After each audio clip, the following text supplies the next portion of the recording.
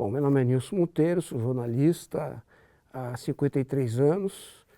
Para ser mais preciso, estou quase entrando no 54 e trabalhei em rádio, jornal, televisão, fiz tudo dentro da nossa profissão, né? Hoje, meu trabalho é escrever livros, porque saí da redação e, e toda essa experiência, então, você vai transpondo ou para ficção ou para livro, né, de jornalismo, que eu fiz alguns livros de jornalismo, né? História de Itaipu, enfim, livros de jornalismo, não é um livro de ficção.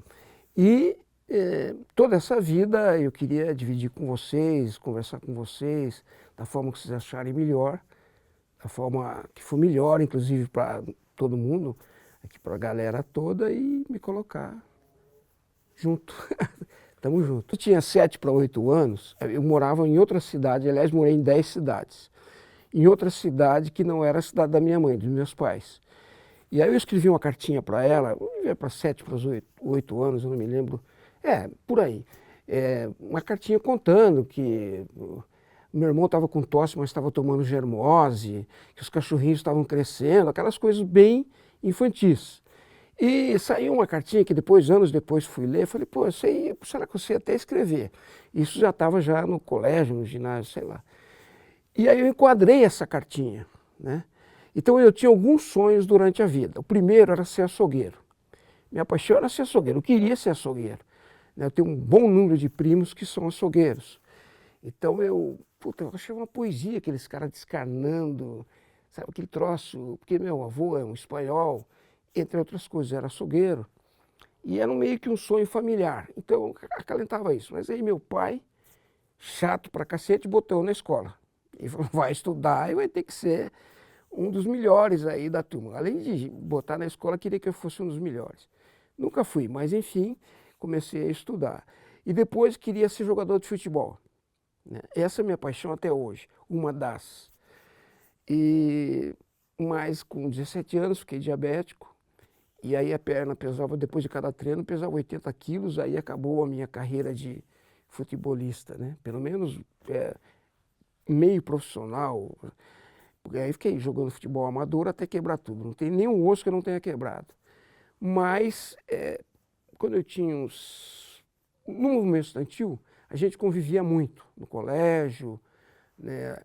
Quando eu tinha uns 19 anos, tinha cabelo até aqui, fartos cabelos e fartas ideias. Aí um amigo nos convidou, era uma redação imensa, 3 pessoas, 3 repórteres, né? Um fotógrafo e um chefe de reportagem, que era o escritor Domingos Pellegrini, que a maioria das pessoas conhecem. E a gente começou a trabalhar em jornal, num jornal chamado Novo Jornal, em Londrina. Era um jornal, uma diagramação, uma arte, hoje eu não encontro igual, né? Era feito por um cara aqui de Curitiba, a diagramação, a arte, o Cleto de Assis. Levaram ele para Londrina para ele bolar o jornal. E a redação éramos nós, era um semanário, né? E tudo começou ali. Dali para frente eu não tive mais sonho nenhum, né? E toda essa minha vida foi dentro de redação de jornal, ou de rádio, ou de TV, especialmente de impresso, né? Minha vida maior, se eu for contar o tempo, é na mídia impressa, mas também trabalhei nas outras, tal. Então, em resumo, é isso, né? Depois, não sei se vocês querem que eu fale aquele monte de jornal onde eu trabalhei, mas enfim. Então, depois desse novo jornal, em Londrina tinha um sonho de consumo, de todo mundo que queria fazer jornalismo, que era a Folha de Londrina, né? Que era um jornal que chegava aos 399 municípios do Paraná, né? Batia de longe, isso eu digo com todas as letras, em qualidade ao que tinha aqui em Curitiba, que era a Gazeta do Povo. Aliás, aqui em Curitiba tinha um monte de jornais, mas o mais expressivo pela tiragem, pela qualidade, pelo tamanho, que pesava uns 10 quilos, o exemplar era a Gazeta do Povo. Só que a Folha de Londrina era um jornal mais moderno, mais ousado, saía mais, mostrava mais a cara, né? Na época da ditadura, brigava com a ditadura. Então era um jornal onde esses jovens, era um sonho de consumo para esses jovens jornalistas, mesmo ainda não existindo jornalismo em Londrina, curso, né? E depois da Folha de Londrina, então fui trabalhar no Panorama, que era um jornal criado por Paulo Pimentel, que era um mega sonho dele, que seria o segundo jornal do país, né? Uma doideira assim, mas ele fez. Né? Trouxe 42 profissionais de São Paulo, levou para Londrina, profissionais que até hoje estão aí, são conhecidos de cor e salteado, né? Zé Trajano, Hamilton Ribeiro, uma série de profissionais, Hamilton Vieira, que era fotógrafo, que foram esses 42 profissionais para Londrina. E aí eles pensaram, uma meia dúzia, 7 jovens, acho que eu não me lembro, 7 molecada toda lá, piazada toda, que éramos nós, que eles achavam que dava para trabalhar ali, e a gente foi trabalhar ali. Fizemos um belo jornal. Infelizmente, por pressões diversas, em cima inclusive do dono, Paulo Pimentel, pressões políticas, econômicas, fechamento de rádio dele, de televisão dele, de jornal dele, o jornal acabou morrendo, né? E depois dali eu fui para, vou falando os nomes, vou me lembrando aqui. Panorama, fui para o jornal, aí passei uma série de jornais pequenos, Bom Domingo, Viver Londrina, um monte deles. Diário Londrina foi um jornal de vila que a gente criou, não era nem de bairro, era vila. Vila Casone, tinha um jornal, né? E não é como são hoje os jornais de bairro, jornais só de serviço, não, era jornal de crime, política, ação, esporte, vamos embora. E era diário, era um milagre, né? E ali trabalhávamos nós, que era uma pesada, uma molecada na época. E depois, então, dessas experiências, fui para São Paulo trabalhar no jornal Movimento, que foi o único jornal de esquerda, marcadamente de esquerda, que eu trabalhei, né? E depois do Movimento veio o Estado de São Paulo, voltei para Londrina, trabalhei mais um tempo na Folha de Londrina, fui editor de tudo na Folha de Londrina, menos em necrológico, o resto eu fiz tudo na Folha de Londrina, né? E só um parênteses, as minhas melhores matérias, que está naquele livro lá que eu quero muito que vocês leiam, foram na Folha de Londrina, mas era por coincidência da época em que o Brasil vivia, que eram os anos 1980, né, toda a ebulição que houve no país, 70, 80, e a Folha de Londrina nos dava absoluta liberdade de fazer o que nós quiséssemos, só se fosse com qualidade.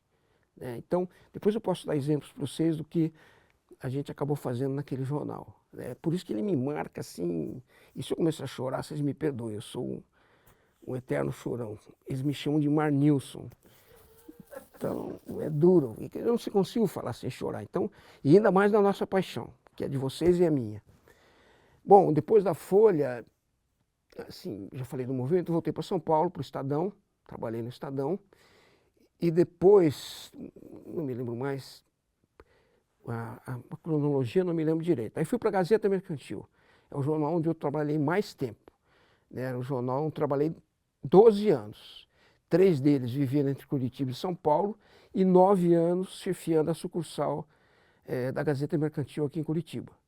Né? Foi um tempo, assim, eu diria maravilhoso, que a equipe que nós trabalhamos, a equipe que nós trabalhávamos, todo aquele pessoal que foi trabalhar no Gazeta Mercantil, eu comecei, eram jornalistas, eu reputo, da mais alta qualidade.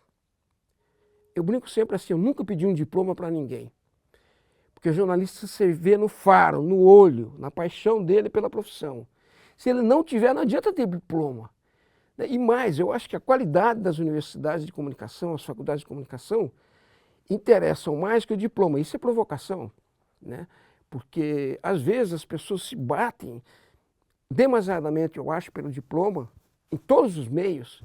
E é uma justiça, sim, ter diploma de jornalista, porque se nós tivéssemos ser médico, ninguém ia deixar. Né? Ou professor, ninguém ia deixar. Então, o nosso diploma é jornalista. Agora, é discutível, eu discuto até o fim, e provoca essa discussão, porque ninguém sabe onde começou o diploma de jornalismo. Né? O diploma de jornalismo começou em plena ditadura. A ditadura não sabia como localizar os jornalistas, digamos, de melhor desenvoltura, mais politizados durante aquele período.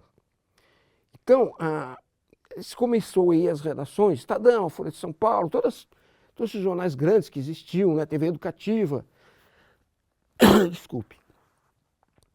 e procurar quem não era jornalista diplomado. E aí pensava, o Caco Barcelos era taxista, que hoje na Globo, inclusive faz um programa de reportagem, verdadeiramente de reportagem.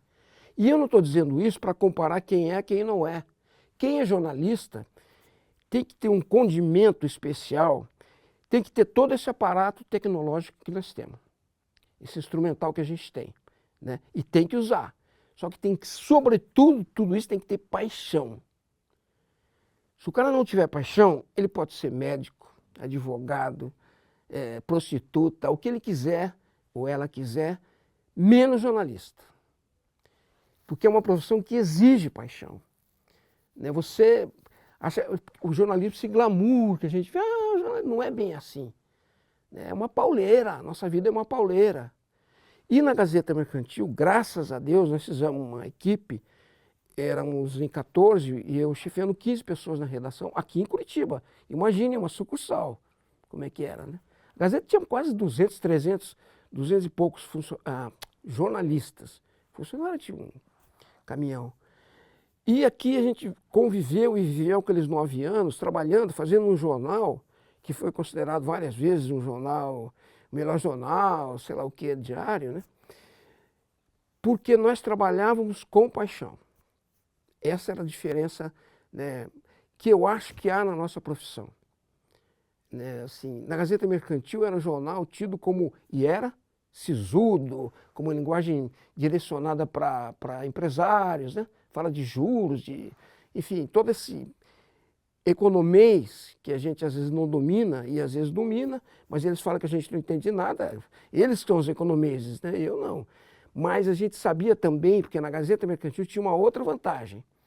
Você tinha um curso, claro que era básico, claro que era rudimentar, de economia, paralelo ao trabalho nosso de jornalista. Então, se entrevistar um empresário, se ele falasse um absurdo muito grande, você falava, peraí, eu não sou empresário, mas eu acho que isso aí está meio assim, está esquisito. Porque aí capacitou-nos, assim, a gente ficou muito capaz de discutir com eles à mesma altura. A mesma coisa, eu acho, de repórter de futebol, que infelizmente é um disquinho gravado, são as mesmas perguntas sempre para todos, e as respostas são as mesmas. Assim, é o cúmulo. Não tem um jogador de futebol, um treinador de futebol que fale algo fora do script. É o horror. A assessoria de imprensa faz as suas respostas. Isso é um caos para o jornalismo, né? Enfim, voltemos à minha carreira. Comecei a falar de futebol, depois eu falo em futebol. Enquanto então a primeira experiência. Eu trabalhava na Folha de Londrina, a Folha tinha um jornal chamado Folha de Londrina Esportiva. Saía às segunda-feiras. E trabalhava o Mas, o Nego Pessoa, muita gente aqui de Curitiba. A Malu, que é irmã, bom, depois eu lembro, que é irmã da... Minha cabecinha, os neurônios já não batem mais, o Tico e o Teco estão trombando. Mas aí me pediram um dia para fazer a cobertura de um jogo, Londrina e União Bandeirantes, que era lá em Londrina, o jogo. E eu fui para o campo pensando, porra, como é que eu vou escrever esse troço? Se eu escrever igual todo mundo escreve, que a bola bateu na trave, pegou na orelha do goleiro, acertou a canela do zagueiro, o rádio já falou. E essa linguagem é radiofônica. Inclusive a linguagem que usa até hoje em jornal, tanto faz que portal, online ou no impresso, usa uma linguagem radiofônica para o esporte, né? Estou falando especificamente para o futebol. Aí fui pensando nisso, fui para o campo e escrevi uma matéria em cordel, com rimas de cordel.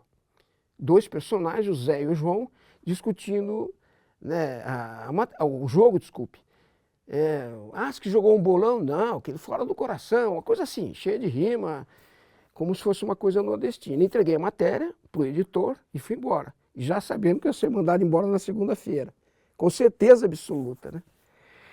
Para minha surpresa, o diretor de redação, que era um cara, esse cara nos permitia aquilo que eu disse, a liberdade de fazer, mas com qualidade. Se fosse ruim, bicho, você podia vai procurar outra coisa, que aqui não é a tua área. E aí ele estampou na segunda-feira, ele botou, eram 2 páginas de jornal, porque as fotografias eram grandes, bem feitas, bem diagramadas, de cordel. Aí ele botou aquilo no mural dizendo até que enfim alguma coisa nova em termos de futebol, em cobertura esportiva, alguma coisa dessa. Aí me enchi de... virei Papai Noel, né? Cheio de graça, bolinhas e chapeuzinho vermelho, porque foi uma experiência, eu não sabia o que ia dar e deu certo. Então, em toda a minha vida como jornalista, na época da Lauda, que vocês não conhecem, porque vocês são da época do caractere, mas na época da Lauda, que a gente usava Lauda, para quem não estava no papel branco, aí a gente escrevia ali com aquelas Remington 80 que doía o dedo, focava aquelas teclas, né? Mas na época da Lauda, eu nunca escrevi a primeira Lauda sem rasgar. Eu sempre achei que dava para fazer melhor. E sabe por quê? Porque eu era apaixonado por aquilo ali.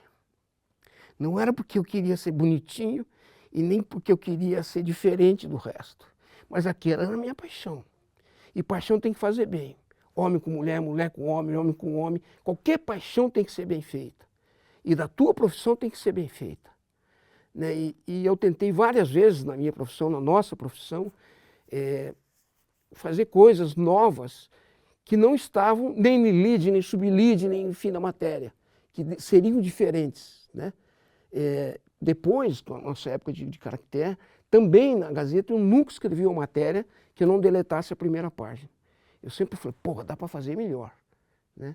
Então, isso tudo me levou, tanto no jornalismo esportivo como político, principalmente na área cultural, a formas novas.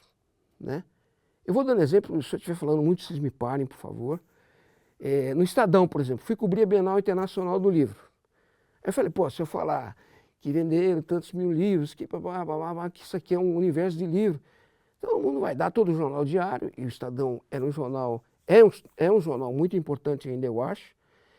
E eu fiz uma matéria, já roubou o seu livro hoje?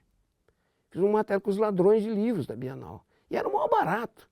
Uma mocinha passou a mão num livro do... Puta, eu lembro o autor, daqui a pouquinho. Boris Koval, que era um autor russo. E botou na bolsa e saiu.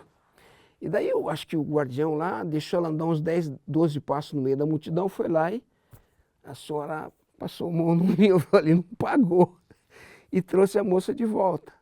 Então a história da matéria contada é essa.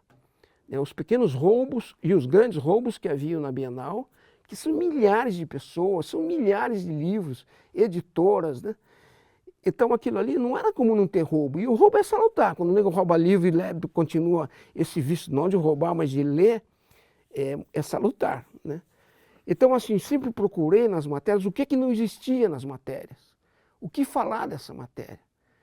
Da Gazeta Mercantil, que era assim uma linguagem sisuda, tal, meio árida, nós sempre brigamos aqui em Curitiba, não só eu, mas a sucursal inteira, para dar uma nova roupagem para isso.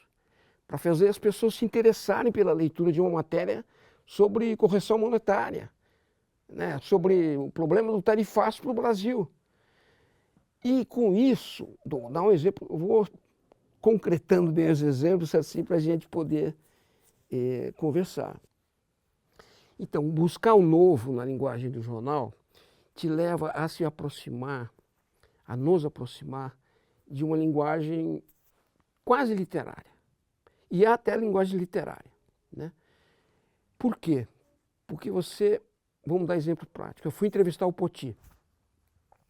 O Poti é o maior artista do Paraná. Para mim não tem, sabe, óbvio nós temos dezenas, centenas, mas o Poti é o Poti. O Poti não precisava assinar nada. Você olhou, é Poti e acabou. Né? E eu fui, acho que 3 vezes no apartamento dele, que era uma barafunda, você não sabia onde estava concreto, você não sabia onde estava tinta, você não sabia onde estava rascunho, onde estava o que ele já tinha feito. E eu comecei a matéria pelos olhos do Poti. Aí eu choro. Por quê? Porque os olhos deles eram uma mistura de cinza e verde. Então, dava a impressão para você que dentro do olho dele tinha Curitiba, cinza, que é o que você via em cima dos telhados, e ao mesmo tempo você tinha o verde de Curitiba no olho dele. A vida de Curitiba estava no olho do Poti, não estava fora do olho dele. Estava nos trilhos de trem, que era ao lado do apartamento dele.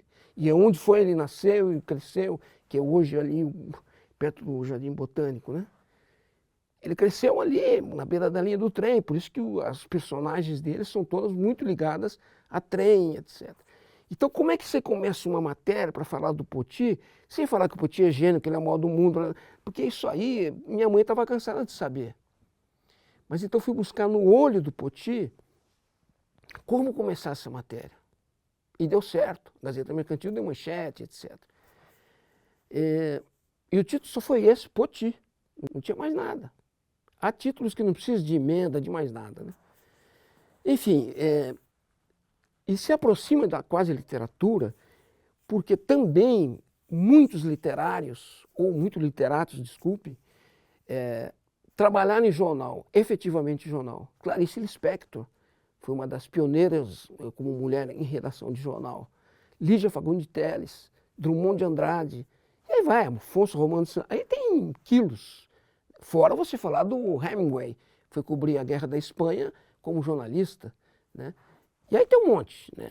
Então, o jornalismo, claro que é tudo difícil e é bom que todo mundo saiba disso. O jornalismo não é essa flor que se cheire, não é barra pesadíssima. Você tem tempo batendo na tua orelha, você tem tarefa para fazer, ainda mais hoje que o cara sai com 5 pautas na mão e tem que voltar num dia com elas feitas. Então, a busca disso também te leva a se aproximar da literatura. E eu tive muita sorte na vida, porque eu trabalhei no jornal Folha de Londrina, onde nós criamos o Caderno 2, que era cultura, cultura e cultura. Cultura, tudo, gastronomia, né, era absolutamente antropológica, tinha de tudo. Né? E depois trabalhei no Caderno 2 do Estadão, que era chamada Gaiola das Loucas. A gente foi avançado na época, né? Acho que tinha mais gay do que... Eu acho que tinha mais gay, assim, no total do que a gente, assim, que achava que não era gay, né? Não sei, até hoje tenho dúvida, mas a gente botou a placa, Gaiola das Loucas. E era maravilhoso o Caderno 2. Simplesmente maravilhoso. Né? Tinha Caio Fernando Abreu trabalhava lá. Né? Era um escritor de perna virada para todo lado. Vários deles, Dagominho Marquese, enfim... Luiz Fernando Imediato, que hoje são escritores de reconhecida, né, são escritores verdadeiros, e a gente convivia com esses caras na redação. Então a linguagem, ela mudava de tom. Daí, mesmo que você saísse para a política, ou para a economia, que foi o meu caso, ou para a política, que foi o meu caso, trabalhei muito tempo em política, até naquela coisa lá em Brasília, aquele trocinho lá meio... Mas... Quando você saía com a necessidade do novo, de buscar um novo. E o novo se aproxima da literatura, da linguagem quase literária. Para não dizer literária, viu? Né? Eu sempre fico citando a Gazeta Mercantil. A Gazeta Mercantil tinha um caderno cultural que hoje é feito pelo Valor, semanal, que dava um banho de cultura. Né? E cultura em toda a sua latitude, em toda a sua... grandeza, não é cultura, sim, a programação de cinema, do Festival da Palavra. Não é programação. Isso é lazer, arte, entretenimento, cultura. Né? Um índio parado no meio da rua, o que é esse cara? É uma ilha no meio da rua. Então, a matéria começa pela ilha. Né? Então, veja, tudo isso e me levou também a me aproximar, eu sempre gostei de ler, né? Mas me levou a aproximar, assim, decisivamente da literatura. E aí você acha que é capaz de escrever também, aí você acha que é capaz de tudo, né? E acaba fazendo um monte de besteira, né? Mas eu cheguei ao meu 19º livro e não me arrependo. E se eu tiver mais um pouquinho de prazo de validade, ainda vou cometer outros, né? Então é por isso que a gente se aproximou e nós éramos um grupo a discutir tudo. Desde o início, desde quando eu comecei no Novo Jornal, a quando o último jornal que eu trabalhei, aliás, foi a Revista do Comércio, a última que eu trabalhei, né, assim, diariamente, cotidianamente, sempre assim. Né? Não, isso aqui Darwin falava, não vou mais falar. E é difícil também, porque as redações não são obrigadas a aguentar esses bobinhos, tontinhos que querem fazer alguma coisa nova. Ninguém é obrigado, um chefe de redação, ele quer a matéria, quer a informação, quer tá bom, informou, tá tudo certo, pode dormir tranquilo. Então, a gente, inclusive com isso, nós jornalistas nos debatemos. Para onde a gente vai? Depois a gente pode falar até um pouquinho, se vocês me aguentarem sobre esse desafio que a gente tem agora. Agora, hoje, agora. Né? Que é uma coisa que não tinha lá atrás. Mas assim como não tinha lá atrás a internet, o computador, que a gente achava que era coisa do outro mundo, chegou, atropelou e hoje tem essas outras parafernálias que a gente tem por aí, né? Agora, para a gente, antes da gente falar desses desafios, você há muito tempo já, até acabou citando, você traz como mantra que o jornalismo ele se faz, ele exige paixão, né? Por quê? Exige porque a nossa vida é diferente. Vamos. O horário sindical de jornalistas são 5 horas. Uma vez, no bate-papo com jornalistas lá em Ponta Grossa, lá tem 2 jornais ainda, são os dos poucos impressos que sobrevivem no Paraná. Diário dos Campos e Jornal da Manhã. E aí, o jornalista, daqui a pouco eu vou bater o não sei o quê, 5 horas. Eu falei, pera um pouquinho. Deixa eu perguntar uma coisa para vocês, de jornalista velho para jornalista novo. Que eu também sou sindicalizado faz 50 anos, então não adianta. Aí perguntei para eles, vocês saem daqui, cai um avião, vocês deixam de ser jornalista? Por causa das 5 horas? Se vocês deixarem, vocês não são jornalistas. Busca outra profissão. É como um médico operando um coração. Ele não pode ter um tempo de operar o coração. Então o jornalismo exige paixão por quê? Porque nós não temos feriado, domingo, dia santo, carnaval, Natal. Essas datas, inclusive, fazem a gente fazer aquelas matérias horríveis. Sempre a mesma merda, sempre as mesmas coisas, sempre aquele batidinho. Porra, muda um pouquinho, né? Enfim, não está aqui nenhum professor, detesto esse negócio de professor. Nunca dei, não, dei aula assim, mas me expulsaram da aula. Enfim, nós temos uma vida que, apesar de aparecer muito glamour para todo mundo, não é glamour, é barra pesada. O jornalista, se ele não for apaixonado, ele não percebe as coisas andando na rua. E o jornalista tem que andar, tem que ver, tem que olhar tudo. Não é, eu sou jornalista de economia, só vou prestar atenção na subida e na alta do dólar, ou que o euro vai ou não vai.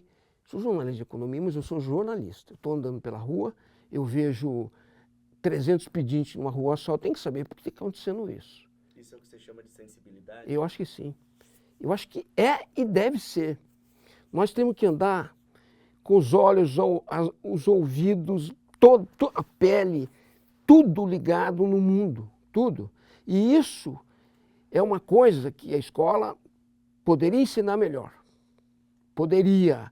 A escola nos dá a instrumentação técnica, né? Toda ela. E eu não sou contra a instrumentação técnica. Só o louco que vai falar que é contra, né, a instrumentação técnica para um curso como o jornalismo. Agora, eu sou além da instrumentação, ou aquém da instrumentação, muito antes tem que ter paixão. Uma coisa assim que eu aprendi na primeira semana de trabalho, gente, no Novo Jornal, a gente ia fazer 2 ou 3 anos que o homem tinha ido à Lua, né? O Armstrong, o outro lá, pisaram, aquele troço maravilhoso, emocionante. Aí nós estávamos na reunião de pauta, que era facílimo, que eram 3 repórteres, um chefe e um fotógrafo, era a coisa mais fácil do mundo. Você falava em 1 minuto, mas a gente quebrava muito pau por causa disso, porque era um semanário, não podia ser feijão com arroz. Aí o que a gente ia falar que o homem foi para a Lua? Comemoração de 2 ou 3 anos. Não tinha como, né? O jornal ia dar, a televisão ia dar, o rádio ia dar. Londrina tinha 14 emissoras de rádio. AM, naquela época não existia FM, né? Bom, e daí o que a gente faz com a Lua? O homem foi para a Lua. Aí, na época, o chefe falou, pô, Nilson, você não quer ir para a rua perguntar para as pessoas o que elas acham disso? Eu falei, só quero. E o que eu quero é isso. E saí. E entrevistei 26 pessoas. De todas as áreas, jogador de futebol, lavadeira, evangélico, católico, prostituta, o que fosse, né? Físico da universidade, lá de Londrina, médico. Aí peguei de 26 pessoas, das mais variadas profissões, médico não, mentira, médico não estava no meio. Uma acreditava que o homem tinha ido para a Lua. Das 26, e era um senhor evangélico, ele me disse, Está nas escrituras que o homem vai subir para o ar, o homem vai em algum lugar, mas Deus não vai deixar chegar. Vai jogar lá de cima. Ele vai descer no meio do caminho. Eu falei, tá bom. E estou anotando. Né? O caderninho era, agora não, celular, enfim, mudou. Mas a gente levava um bloquinho para anotar tudo. E uma senhora, a dona Maria, que era lavadeira, me disse, que mané pra lua, se ele for lá, seu Jorge pega aquele espeto, dá na barriga deles, cai tudo lá de cima. E essas histórias que para nós eram inacreditáveis, era o que a pessoa pensava, que as pessoas pensavam. Não era o que a gente sonhava ou pensava, que todo mundo era igual a gente que pensava, ah, sim, o homem foi para a lua. Tá bom, o homem tinha ido para a lua mesmo, isso faz 71, né? Não, foi antes de 71, que estava fazendo aniversário. Ou 2, eu não me lembro a data. Enfim, o que nós achávamos era uma coisa como jornalista, o que era a realidade era outra. Então eu aprendi logo na primeira semana que a gente tem que ter uma dúvida socrática como jornalista. Eu só sei que nada sei. E ser humilde o bastante, o suficiente para aprender com todas as pessoas. O que elas sejam, da profissão que elas tenham. Qualquer uma, ladrão, tem coisa para ensinar para a gente, sei lá o quê, sabe, policial, porque nós não somos, o jornalista é especialista em coisa nenhuma.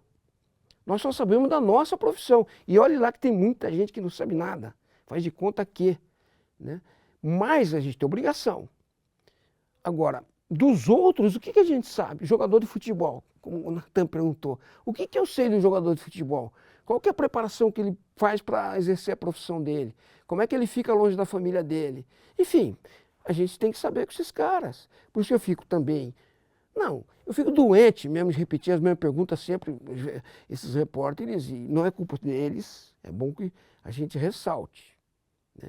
Primeiro que o pauteiro deve ser uma merda, uma porcaria, o produtor. Segundo, que é uma coisa feita pela assessoria de imprensa do clube.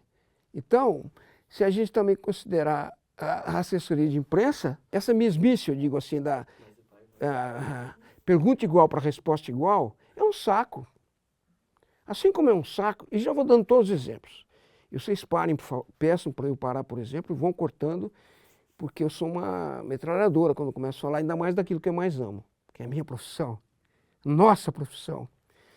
E eu fico doente, e fico doente mesmo. Aliás, minha mulher diz que não vai me deixar mais ver online, televisão, jornal, porque... Porra, nós estamos em Curitiba num dia de -4, -2, não me lembro. Não me lembro. Gelo, né?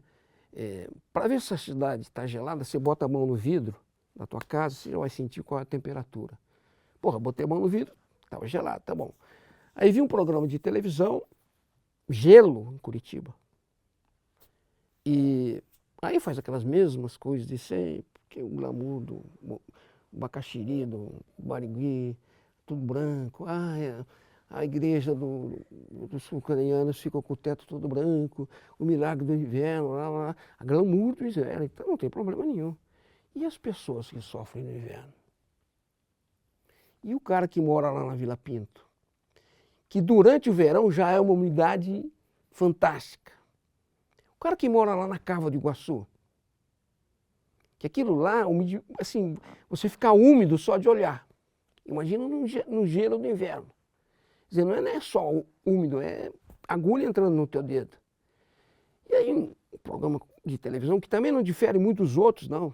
Aqui não é uma crítica a um, não, é coisa esquisita. Você não perguntar, cadê as pessoas, e falar que tinha um buraco onde foi recuperado um cachorrinho do frio. Pô, o cachorrinho que vai procurar a mãe dele, tem gente morrendo. Vai para os hospitais, vai para o cemitério, vai para cá, vai para lá, para saber o que está acontecendo com as pessoas. As pessoas são mais importantes que o mundo, que os prédios com rua. Eu tenho um livro no qual eu falo que as cidades são pessoas, o resto é farofa, o resto qualquer um faz. Claro que tem que ser um gênio igual o Lerner para fazer igual a Curitiba, mas pô, qualquer um faz. Tem arquiteto, tem urbanista, tem engenheiro para isso. Agora, pessoas, quem faz somos nós. E é por isso que a nossa profissão difere. E tem que diferir, senão é uma porcaria. Nós temos que procurar o buraco. Qual é o buraco? Onde está esse diabo desse buraco? né? E não com cachorrinho dentro, com pessoa dentro, com gente morrendo, enfim. Eu dei só esse exemplo, não é para minimizar nem menosprezar aquilo que se faz, porque eu sei também todas as dificuldades de um profissional de televisão quando vai para a rua, com 2, 3 pautas para cumprir, diferentes uma da outra, né? Que seriam em editorias normais, separadas por editorias, aí vai num bolo só, e um produtor só, cai no pacote, no colo do editor só. E aí, pô, aí uma matéria de futebol sai igual uma de gastronomia, de passeio no cemitério, porque nós estamos vivendo essa dificuldade, né? Não é um problema de quem está trabalhando, não é. E nem da genialidade ou não de quem está trabalhando, é um problema da comunicação, do jornalismo. Nós vamos fazer jornalismo para ficar dando serviço para as pessoas, se está quente, se está frio, se, né? Ou hoje tem uma feirinha, tá bom, a ideia é a feirinha. O que vende a feirinha? Quanto custa a feirinha? Então essa minha preocupação sempre foi nos lugares assim, onde eu chefiei, coitados dos repórteres, eles ficavam loucos comigo. Porque primeiro eu tratava todos assim com uma delicadeza satânica, né? E tratava mesmo, amanhei todos eles e quem não gostasse, nunca mandei ninguém para a rua, só mandei porque um cara tentou me enganar e aí macaco velho é duro botar a mão na cumbuca, né? Mas as pessoas tinham que entender que jornalismo é uma esponja, é uma antena do mundo, tanto para o bem quanto para o mal. Se você quiser fazer só coisa boa, tá bom, vira anjo. Não seja jornalista, porque é uma coisa... E é por isso que a nossa profissão existe paixão. Se não tiver paixão, dança, vira um repetidor de novela, né? E fazer novela deve ser muito mais engraçado, mais bem-humorado, muito mais criativo do que fazer jornalismo, né? Não sei, nunca fiz novela. Enfim, é isso. Eu não sei se respondi. Acho que respondeu, né, Jonas? Eu queria só, pra gente voltar um pouquinho ali no teu início da tua trajetória, como que era o ambiente das redações no início da tua carreira? Você falou um pouquinho ali sobre o Novo Jornal, mas sobre as outras redações que você acabou participando, tem algo assim? Tem. E você também já trabalhou, começou com uma redação de 3 pessoas e também já trabalhou em redações maiores. Como você vê que o tamanho das redações muda a forma de trabalhar e como você viu que mudou ao longo das décadas? Olha, era uma doce loucura. As redações eram endiabradas. Uma santa loucura. Primeiro tinha uma nuvem de fumaça assim que você não conseguia... Eu nunca fumei, mas eu fumava de forma direta, não era nem indireta. Porque era aquela coisa assim, os cinzeiros em cima das mesas ficavam entopetados de cigarro, né? Amassavam aquele cigarrinho assim. E eu acho que eu nunca fumei por causa disso. Puta cheiro ruim do cacete, amargo, né? Azedo. E bilhões de copinhos de café jogados em cima da mesa. Uma sujeira ampla, geral e restrita. Mas era uma loucura linda, assim, doce loucura. Era um berreiro. Nome feio eu aprendi todos em redação.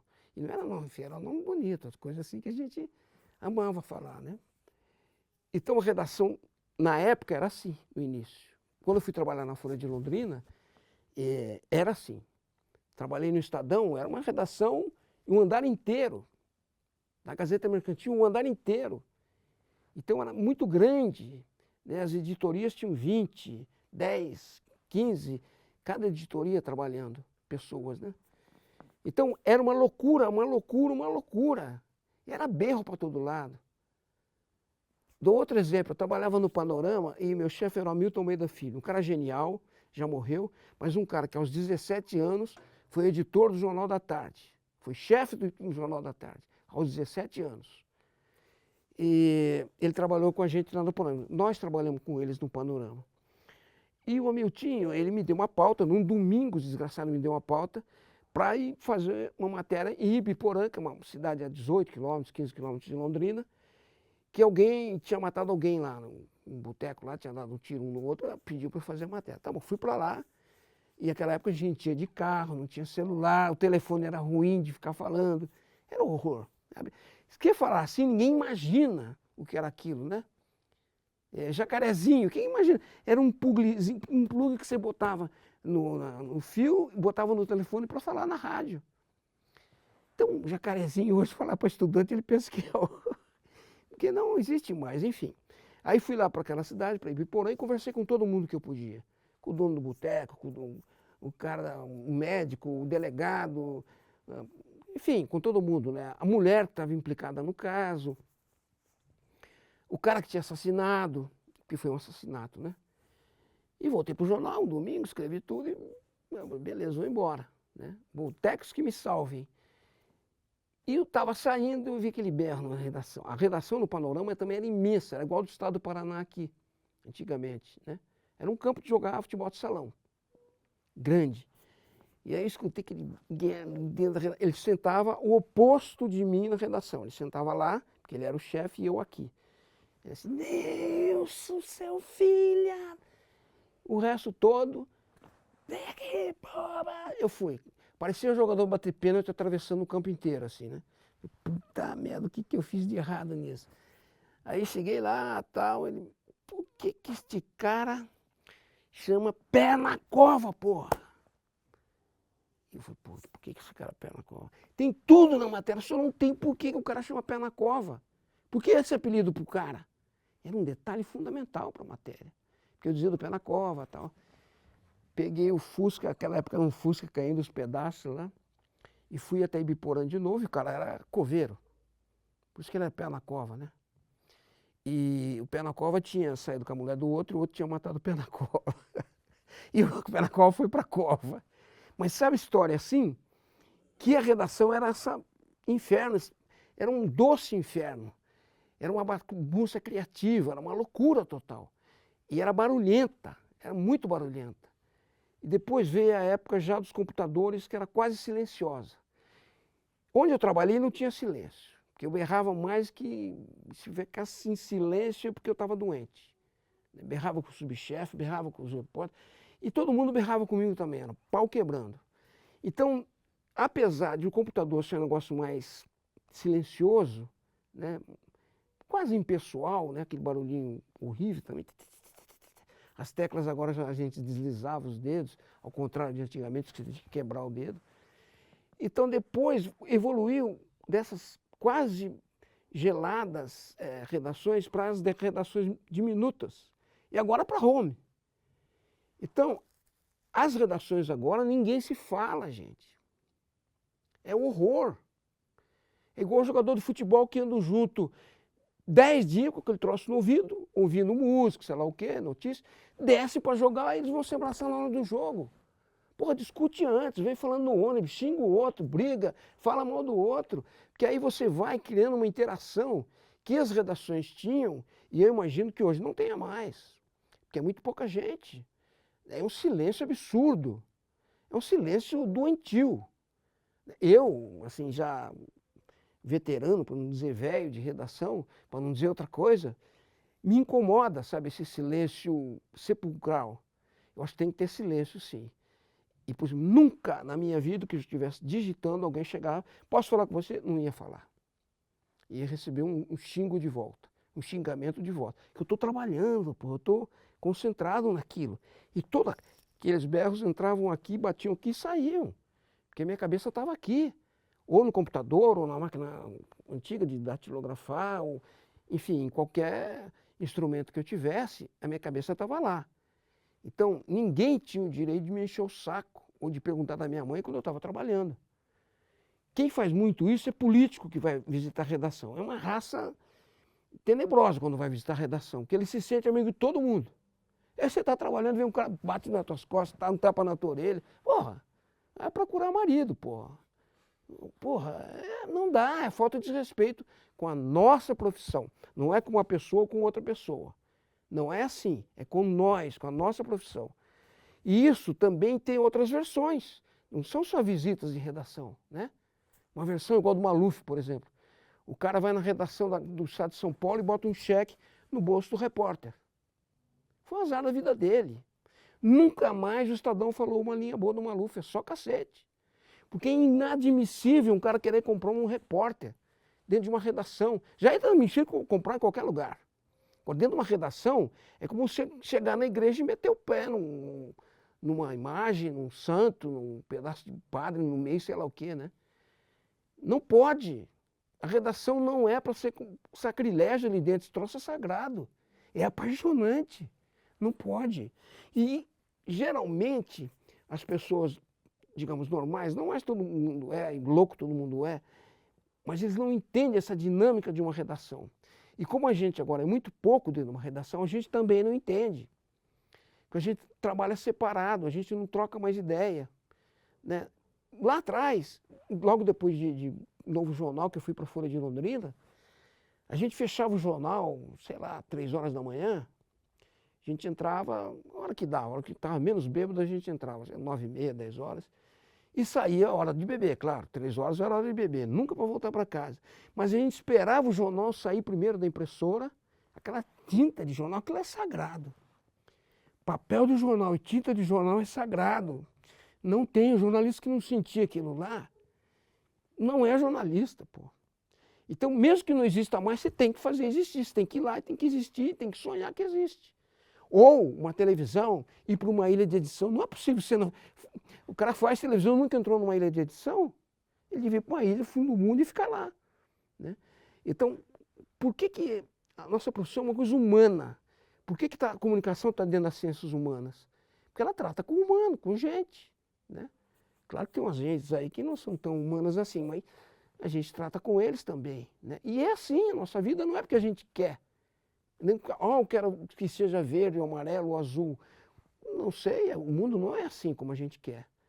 É como a gente vê, mas interpreta com conhecimento, com informação. O jornalista tem obrigação de ser bem informado.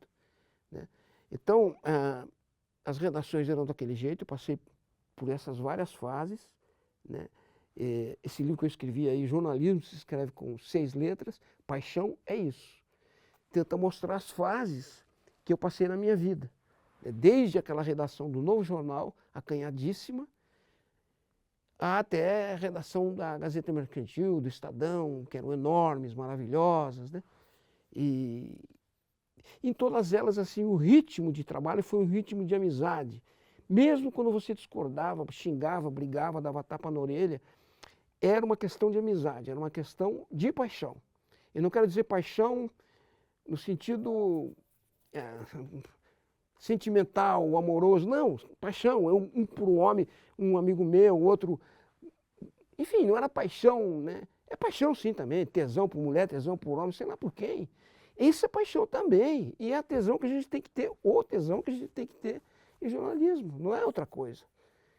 Eu não admito, assim, que o cara fala que é jornalista se ele não for um tarado pela profissão dele. Uma coisa meio... Então, te respondi sobre as redações. Mas era uma doce loucura. A gente fazia coisa de louco, absolutamente louco. Você começa a recordar, você... E óbvio, né, tinha gente que ultrapassava isso, né, extrapolava. Né. E também tem as coisas lindas no jornalismo, gente, que se aproxima da literatura e do lúdico e do jogo do sonho, né, que o jornalismo é capaz disso.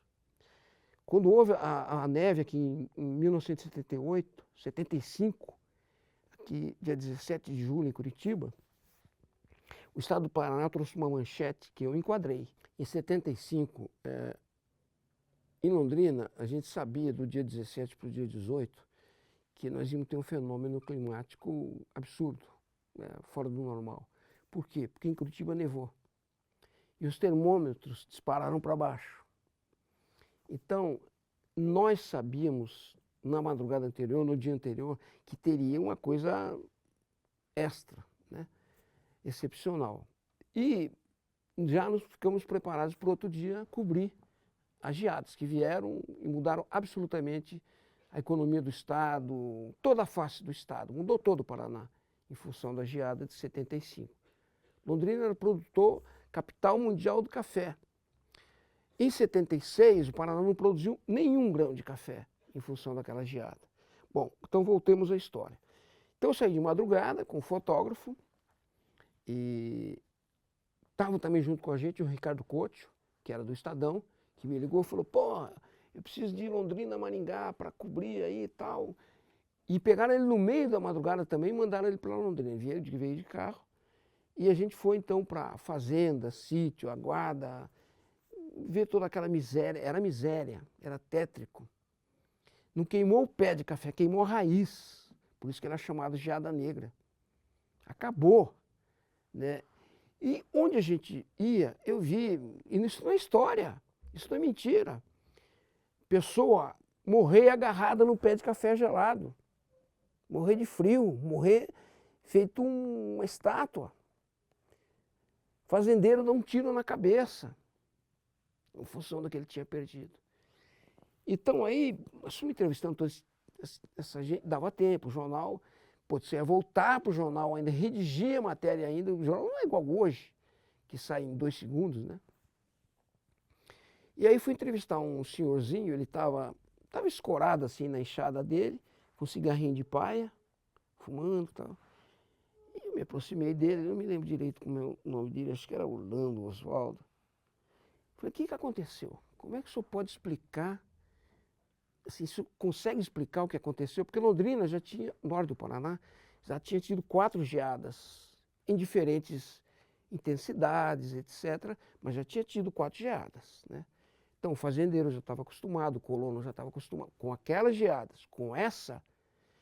Gente, nós andávamos assim pelos campos, aquilo era cristal, entrava no pé da gente aquilo.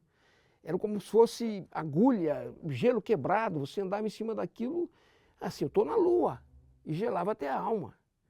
Aí esse senhorzinho que eu perguntei, ele falou, meu filho, o céu estava azulzinho. De repente, virou um vermelhão. Aí virou um inferno.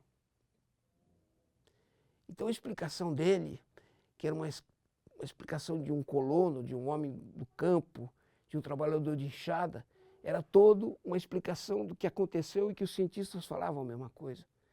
Né? Que quando você tem grande intensidade de frio com o céu azul e depois aparecem manchas vermelhas no céu, é certo que você vai ter ou geada, ou neve, ou qualquer coisa dessa, porque muda a temperatura, mudam as nuvens, etc. Então, a visão dele, que era uma visão mais do que verdadeira, virou a manchete que eu dei no jornal. Talvez tenha sido a menor manchete que eu dei em matérias. E era dele, eu pedi para ele, posso usar isso que o senhor falou, posso escrever isso no jornal? E ele concedeu no maior, né? Agora, aquela geada cuspiu do campo 1.100.000 trabalhadores. Esses caras entupiram as cidades. Curitiba virou um mundéu. Curitiba era uma cidadezoca de 500.000 habitantes, nem isso. Londrina. As cidades maiores incharam, a economia do Paraná virou de ponta cabeça. O norte do Paraná virou de ponta cabeça. Tanto que politicamente, eu acho que aquela economia era uma economia muito mais democrática, porque ela era mais dividida. Os colonos do sítio vinham comprar na cidade. Tinha movimento na cidade de serviços, pequenos serviços. Os filhos deles vinham estudar na cidade, né? Porque lá no sítio não tinha ginásio, não tinha 2º grau, etc.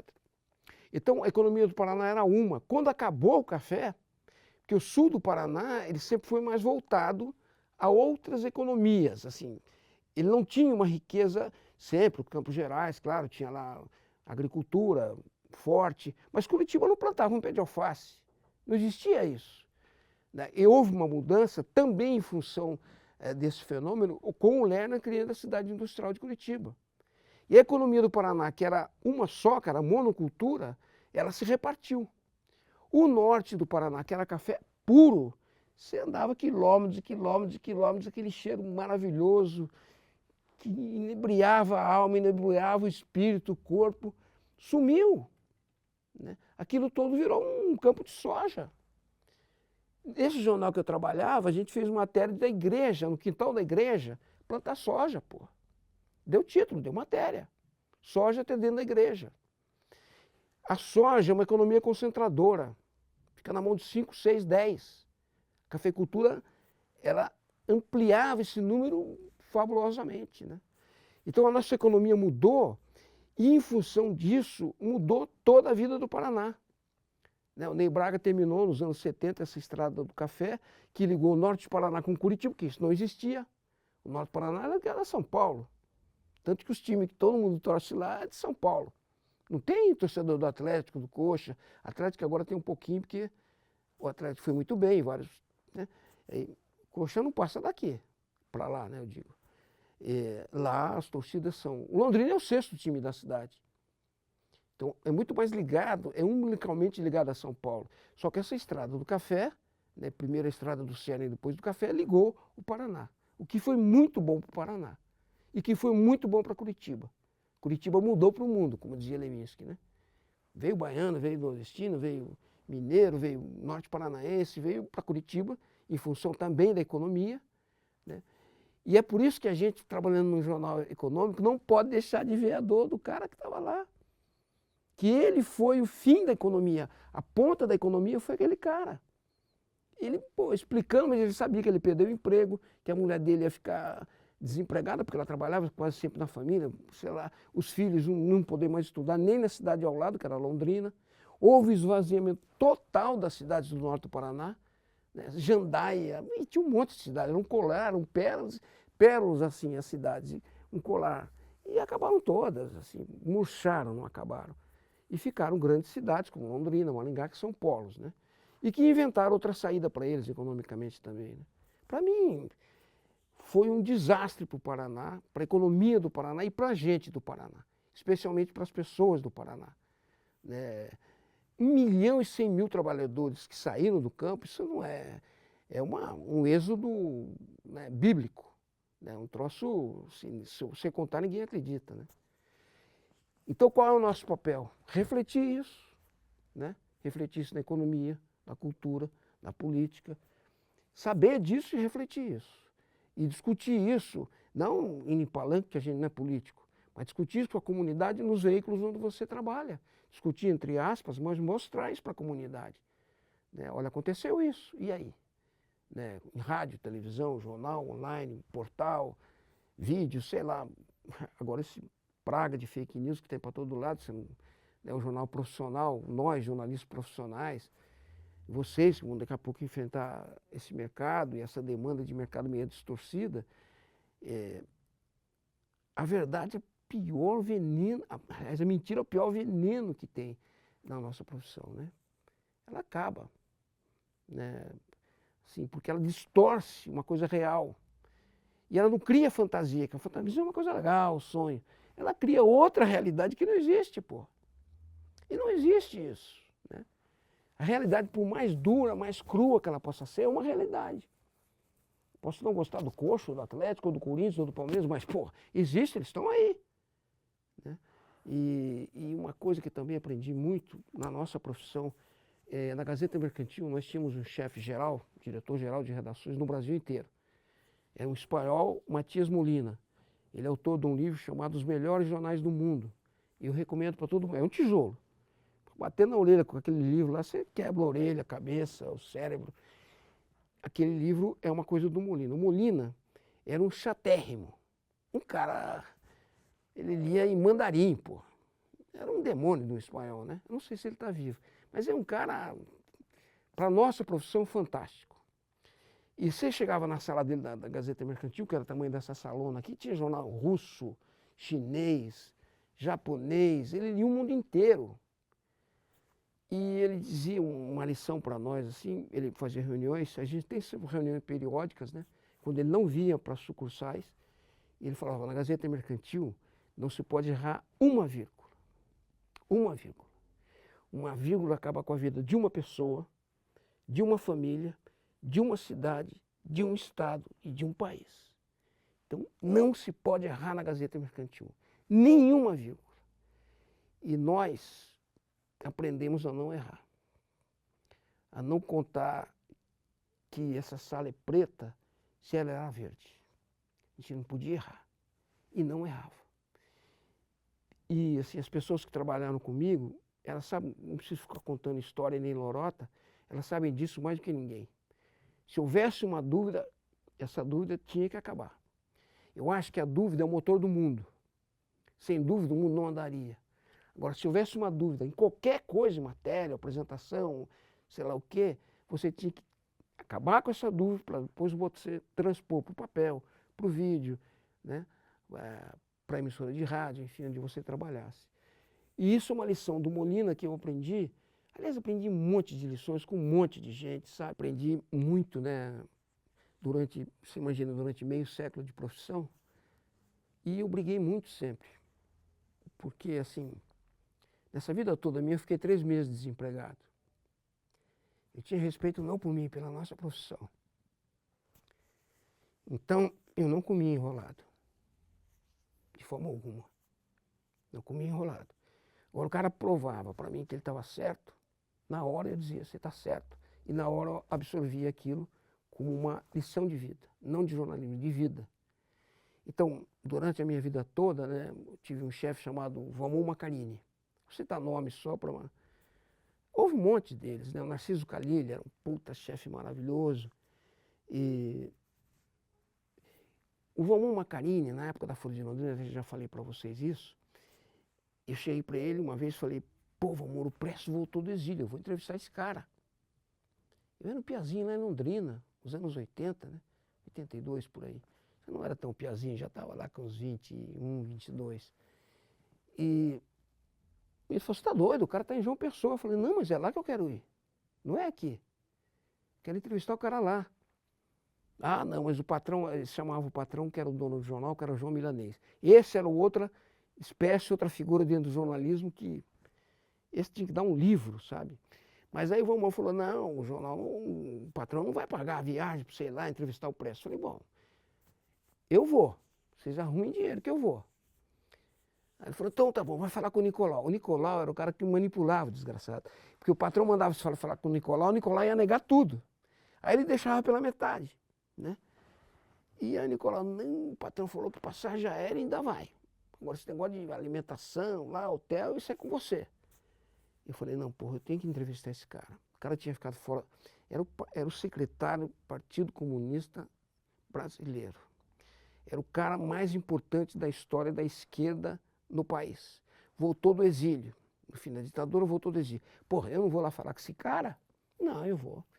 Aí eu inventei uma conversa para eles, falei, olha, tem um amigo lá que ele me dá casa e comida e tal, e eu vou. Compraram a passagem de avião e eu fui lá para João Pessoa. E aí entrevistei o Prestes lá. Lá também, na mesma época, na mesma semana, eu vi um cara que para mim foi um ídolo da minha geração e que tem o segundo hino nacional brasileiro, que é o Geraldo Vandré. Eu vi esse cara e falei, puta, mas esse é o Geraldo Vandré, gente. Ele tinha voltado do exílio, estava massacrado, torturaram, espremeram, torceram. O cara estava louco, ele está fazendo 90 anos agora. Agora, já fez, agora recentemente. Não sei nem se ele está vivo, mas enfim, na época estava vivo. Mas absolutamente fora do Pinel, né? Pinel, aliás, fora do eixo, né? Eu me aproximei dele e falei, você é o Geraldo Vandré, né? Ele falou, não, sou o Geraldo Geraldo Gomes Pedrosa. Falei, não, você é o Geraldo Vandré, a minha geração te adora. Sou o Geraldo Gomes Pedrosa. Tá bom, e eu fui perguntando o que era essa sala, ele falava do passarinho. Eu falava do avião, ele falava do chão. Assim, uma conversa absurda, absurda, que denotava, mostrava quem era o cara, como é que ele estava. Absolutamente louco, né? Sofrido. Eu estava chorando por dentro, mas eu era jornalista. Chorando por dentro e por fora, não minto não. Estava encharcado já.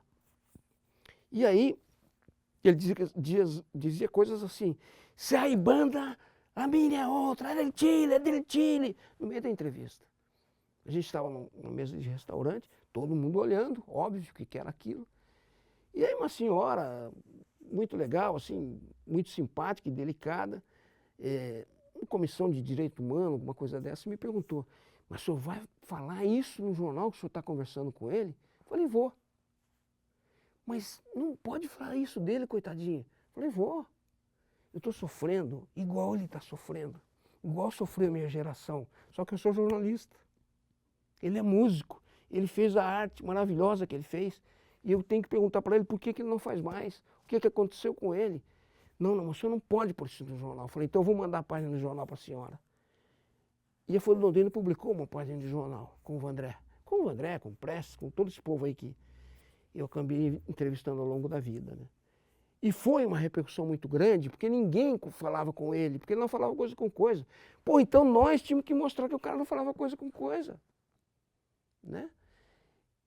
Eu devia estar com a matéria aqui para mostrar para vocês. Está nesse livro também, tudo que eu estou falando que está nesse livro. Que esse livro foi uma catação de coisas que eu fiz nas fases da vida. Não está tudo ali, porque aí daria uma sala, de uma brochura do tamanho do... Mas tem matérias assim, né?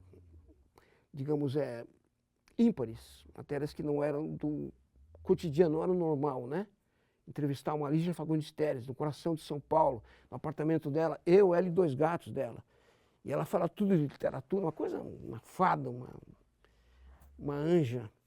E a Nélia Lapignon e o Roberto Retamar. O Roberto Retamar era o presidente da Casa das Américas.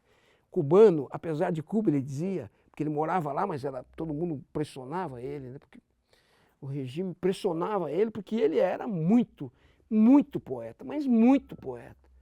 Então essas coisas todas que eu vivi na vida, eu acho que vai nos tornando o aprendiz de feiticeiro.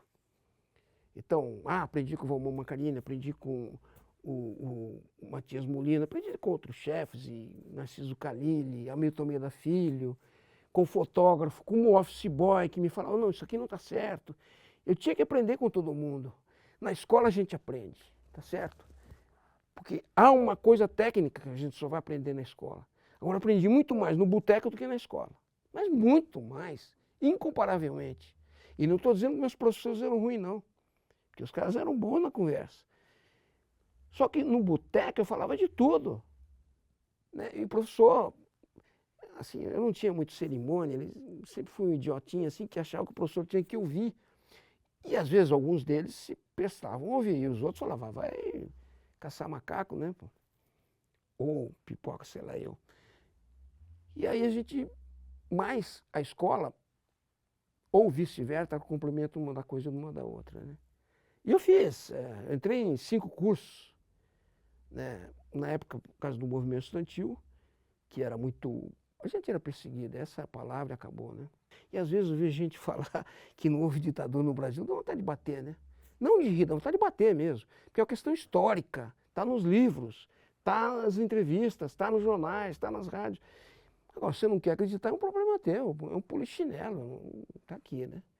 Então, nessa época também, eu, assim, sempre tentei aprender fora dos cursos, né? Eu fui passando por um monte de curso também, e tudo ele saía por causa de briga, né? Ou briga com o professor. E eu fiz muito mais matérias eletivas de comunicação do que o próprio curso. Depois fiz um curso de especialização em comunicação rural, mas isso já em São Paulo, né? O que me dava direito, como me dá até hoje. Né? E hoje eu duvido que fale que... Né? Mas outros cursos que eu fiz também, eu aprendi muito, muito, muito, muito com os professores, com os amigos, com os alunos na aula, assim, discutindo com os alunos em aula, com os repórteres, com fotógrafos. Eu fiz filosofia também. Mas eu tive um grande professor de filosofia, que aliás era perseguido pela ditadura também. Muito difícil, como tudo na época da ditadura. Pensar era difícil. Um livro era perigoso. Aliás, durante uma certa época aí, bem recente, o livro virou um perigo, né? Tinha nem que queria botar fogo em... O Goebbels e o Hitler, que eram os 2 amiguinhos, eles tacaram fogo em montanhas de livro na Alemanha. Né? Em outros países aconteceu o mesmo. Enfim, era muito difícil ser estudante e ser jornalista, ou qualquer outra profissão. Eu acho que a ditadura é ruim para tudo, inclusive para o próprio país, principalmente para o próprio país. Inclusive para as pessoas que acham que ela é boa. Não é boa. Nós temos dívida externa que não vai acabar nunca, que foi feito na época do milagre econômico. Isso não é massacre, não é nada, isso é uma versão econômica do que aconteceu, da economia. Né? Nós temos história que não pode e não deve ser esquecidas.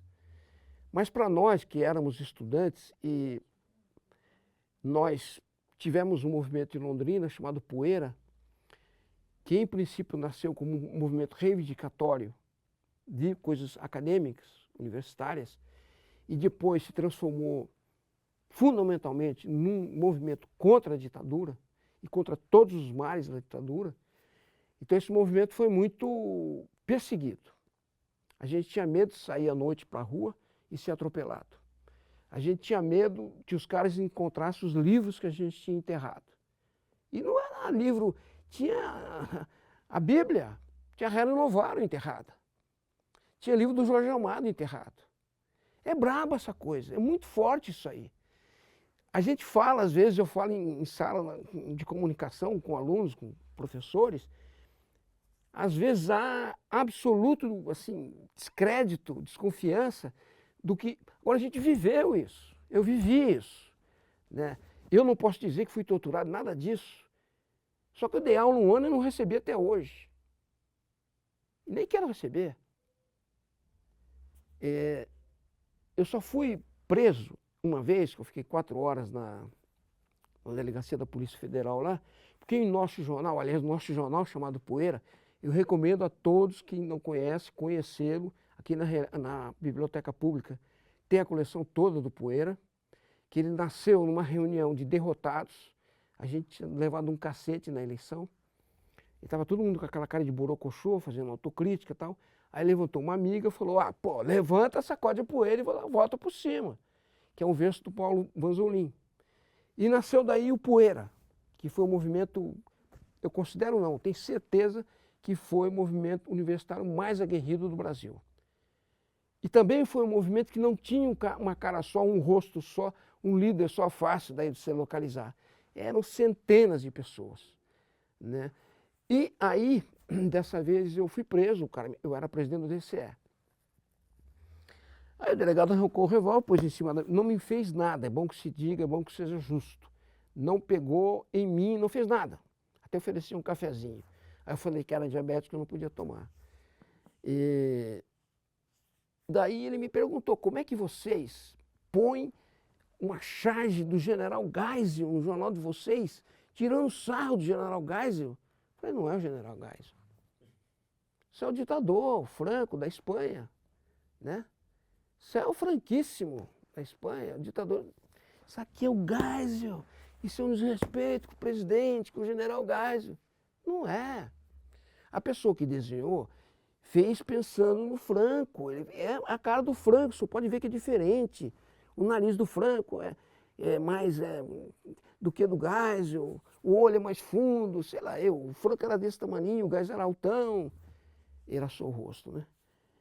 E nós ficamos naquele debate, ele dizia que era, eu dizia que não era, e nenhum dos dois chegou a uma conclusão. E depois de 3 horas ele falou, olha, eu continuo achando que vocês mexeram com o general Geisel e não se mexe com o militar. Você pode ir embora, tal, mas teu nome está aqui, tal. Aliás, minha ficha dá um livro. Deixa eu anotar, são todos uns debilóides, punhão. Eu era um Jesus Cristo, estava em 5, 10 lugares ao mesmo tempo, né? Assim como todo mundo, viu? Não sou eu. Os estudantes da época toda, o Fábio Campana aqui de Curitiba tinha um livro assim, desse tamanho, de coisa assim, que ele estava em Belo Horizonte, São Paulo, Campinas, Curitiba, tudo ao mesmo tempo, né? Era onipresente. Enfim, saí de lá, foi a única coisa que eu sofri do ponto de vista de pressão direta, né? Obviamente, não era o Franco, também não conto quem era, né? E, obviamente, o nosso jornal foi muito perseguido, né? Nós imprimíamos na Folha de Londrina, fizeram pressão para deixar de imprimir na Folha de Londrina, foram em cada um daqueles anunciantes que a gente tinha no Poeira e fizeram os caras não anunciar mais. A gente passou a imprimir no jornal Tribuna da Imprensa, em Apucarana, foram lá, pressionaram o dono para não publicar mais. Aí eu já estava fora da universidade, mas o DCE comprou uma impressora, não sei o que lá, própria. Aí começou a imprimir o Poeira ali. Aí a reitoria, né, e os seus asseclas derrubaram a parede do DCE e roubaram a máquina do DCE. Surrupiaram a máquina do DCE. Eu já estava fora do movimento estudantil, já havia uns 3 ou 4 anos que eu estava fora, mas óbvio que toda a comunidade londrinense prestou solidariedade ao DCE. Foi o que eles conseguiram. Os idiotas, eles estavam massacrando os estudantes, estavam conseguindo um apoio, né? Assim, o que houve de bom durante a ditadura foi que aquelas pessoas que eram contra a ditadura se juntaram num bonde só. Era um bonde só. Não tinha amarelo, azul, vermelho, preto. Era um bonde. E em Londrina, especialmente, que era uma cidade absolutamente libertária naqueles anos, naquelas décadas, a comunidade se juntou à comunidade universitária, forte. Os políticos que tinham lá, senadores, candidatos a Senado, prefeito, se juntaram aos estudantes. porque era uma coisa injusta, desleal por parte da reitoria na época, né? Então, veja, era difícil ser estudante. Jornalista, então, a gente recebia quilos de papeizinhos da Polícia Federal dizendo se pode, se não pode. E nós pregávamos no mural. E aí que entra a história do João Milanês que eu queria contar, que era o patrão, né? O patrão falou, pode escrever. Eu vou lá na Polícia Federal, falo com aqueles bunda suja lá, pode liberar, pode liberar. E nós, com esse beneplácito do Milanês, era dono do jornal, né? A gente escrevia, até onde dava também, a gente não era nenhum milagreiro, nenhum santo, nenhum anjo, né? Até onde dava, óbvio, porque tinha os limites da censura. E aí tem gente que fala que não teve censura, porra. É um troço absurdo, absurdo, né? Quantos mil filmes foram caçados, quantos milhões de livros foram queimados ou... Aqui a Biblioteca Pública do Paraná tinha uma sala que era inteirinha, fechada de livro proibido pela ditadura. De forma indireta, você foi censurado? Eu? Mas isso é uma censura. Né? No jornal, por isso não. Né? Aí o Milanês ia na Polícia Federal, ele era muito brincalhão, era uma figura assim, era uma loucura. Né? Aí ele chegava lá, olha aqui, eu não sei escrever nem meu nome, mas eu pago aqueles comunistinhas lá para escrever. E vocês não vão encher o saco daqueles comunistinhas lá, deixa eles quietos lá. E ele, nessa brincadeira, ele desmontava os caras. Né? Óbvio que eles tinham, olha aqui, isso que não pode falar, né? Visita do Stroessner para Foz do Iguaçu, sei lá, um assunto qualquer, né? E aí o jornal não ia dar mesmo, né? Mas o Milanês e o Valmor Macarini, que morreu recentemente, há uns 2 anos, eles tinham isso, que era essa facilidade de comunicação com todos os segmentos da sociedade. Né? Com o setor mais, a classe mais rica da sociedade, tudo bem. Os mais pobres, o jogador de futebol, sei lá o quê, o vendedor de café, o cafeicultor, o saqueiro. Eles tinham esse sei lá o quê com a sociedade, essa ligação, esse grude, né? E que facilitava a nossa vida. Né? A Folha de Londrina foi o único jornal em que eu trabalhei em que os jornalistas entraram em greve e a Folha deu uma matéria dos jornalistas da primeira página, greve. Pô, é risível, né? Eu achei do cacete, nunca mais vou esquecer aquilo. Eu passo em frente à Folha, gente, eu choro de emoção. Porque não foi o jornal onde eu mais trabalhei, foi o jornal onde eu fiz as melhores coisas, isso eu não discuto. Que eu fiz o que eu quis, né? E aqui em Curitiba, você lembra Aqui em Curitiba eu não trabalho. da cena curitibana, histórias que te marcaram? Não, o que marcou muito, aquele título do Estado do Paraná é um, né? Mas quando eu vim para cá, eu vim para trabalhar na sucursal da Isto É. Eu estava em São Paulo, no Estadão, não aguentava mais ver aquele monte de luzinha piscando. Eu falava, eu não sou daqui, porra. Eu não falava sou bicho do Paraná, mas porque não sou também, sou paulista, né?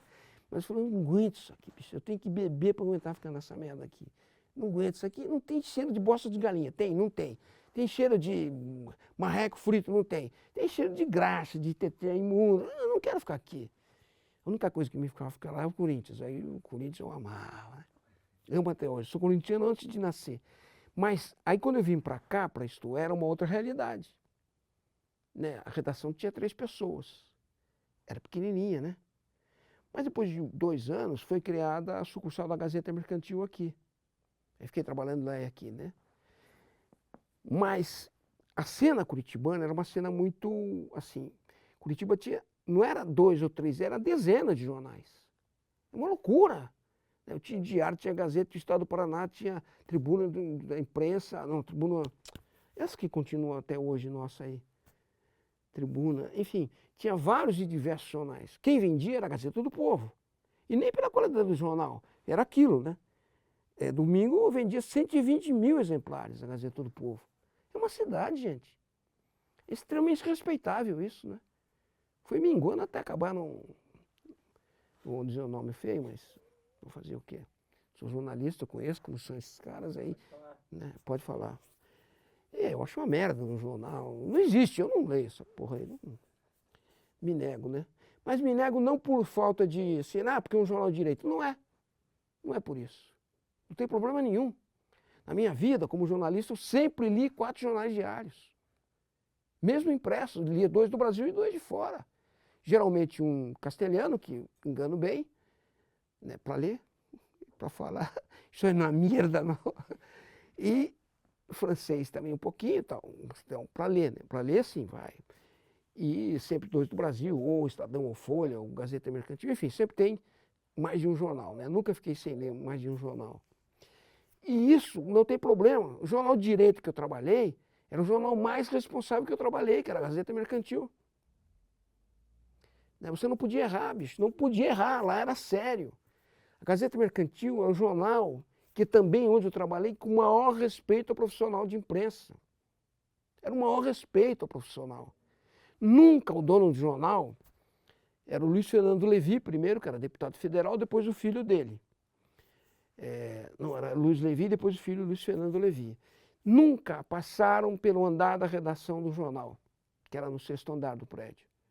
Nunca chegaram lá e falaram, ô Mané, tira aquela matéria, põe aquela matéria, mexe naquilo. Nada.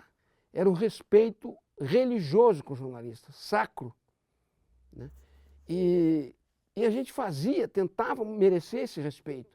Então, porque era um jornal de... Não, só trabalhei para dono de jornal que eu trabalhei era de direita, só trabalhei para o jornal Movimento, que era um jornal assumidamente de esquerda, né?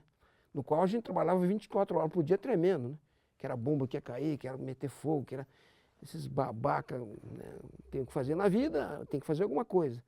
Bom, então os jornais não é porque é de direita, de esquerda, de centro, de meio, sei lá de onde, mas é porque é um jornal bom, bem feito, tem qualidade, merece o nosso respeito.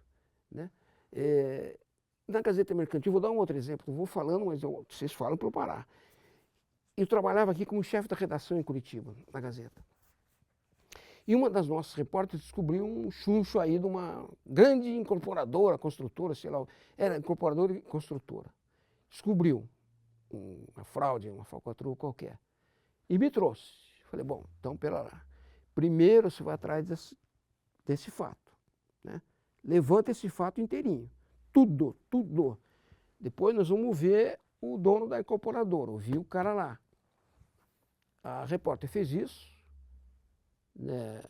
Depois de levantado todo o material, foi lá no dono da incorporadora. Eu falei, não vou falar, não quero falar. Ela falou, o senhor tem um espaço para falar. Se o senhor não falar, não vai ter a versão do senhor. Nós trabalhamos sempre com os dois lados, mas se o senhor não falar, nós vamos trabalhar com um lado só.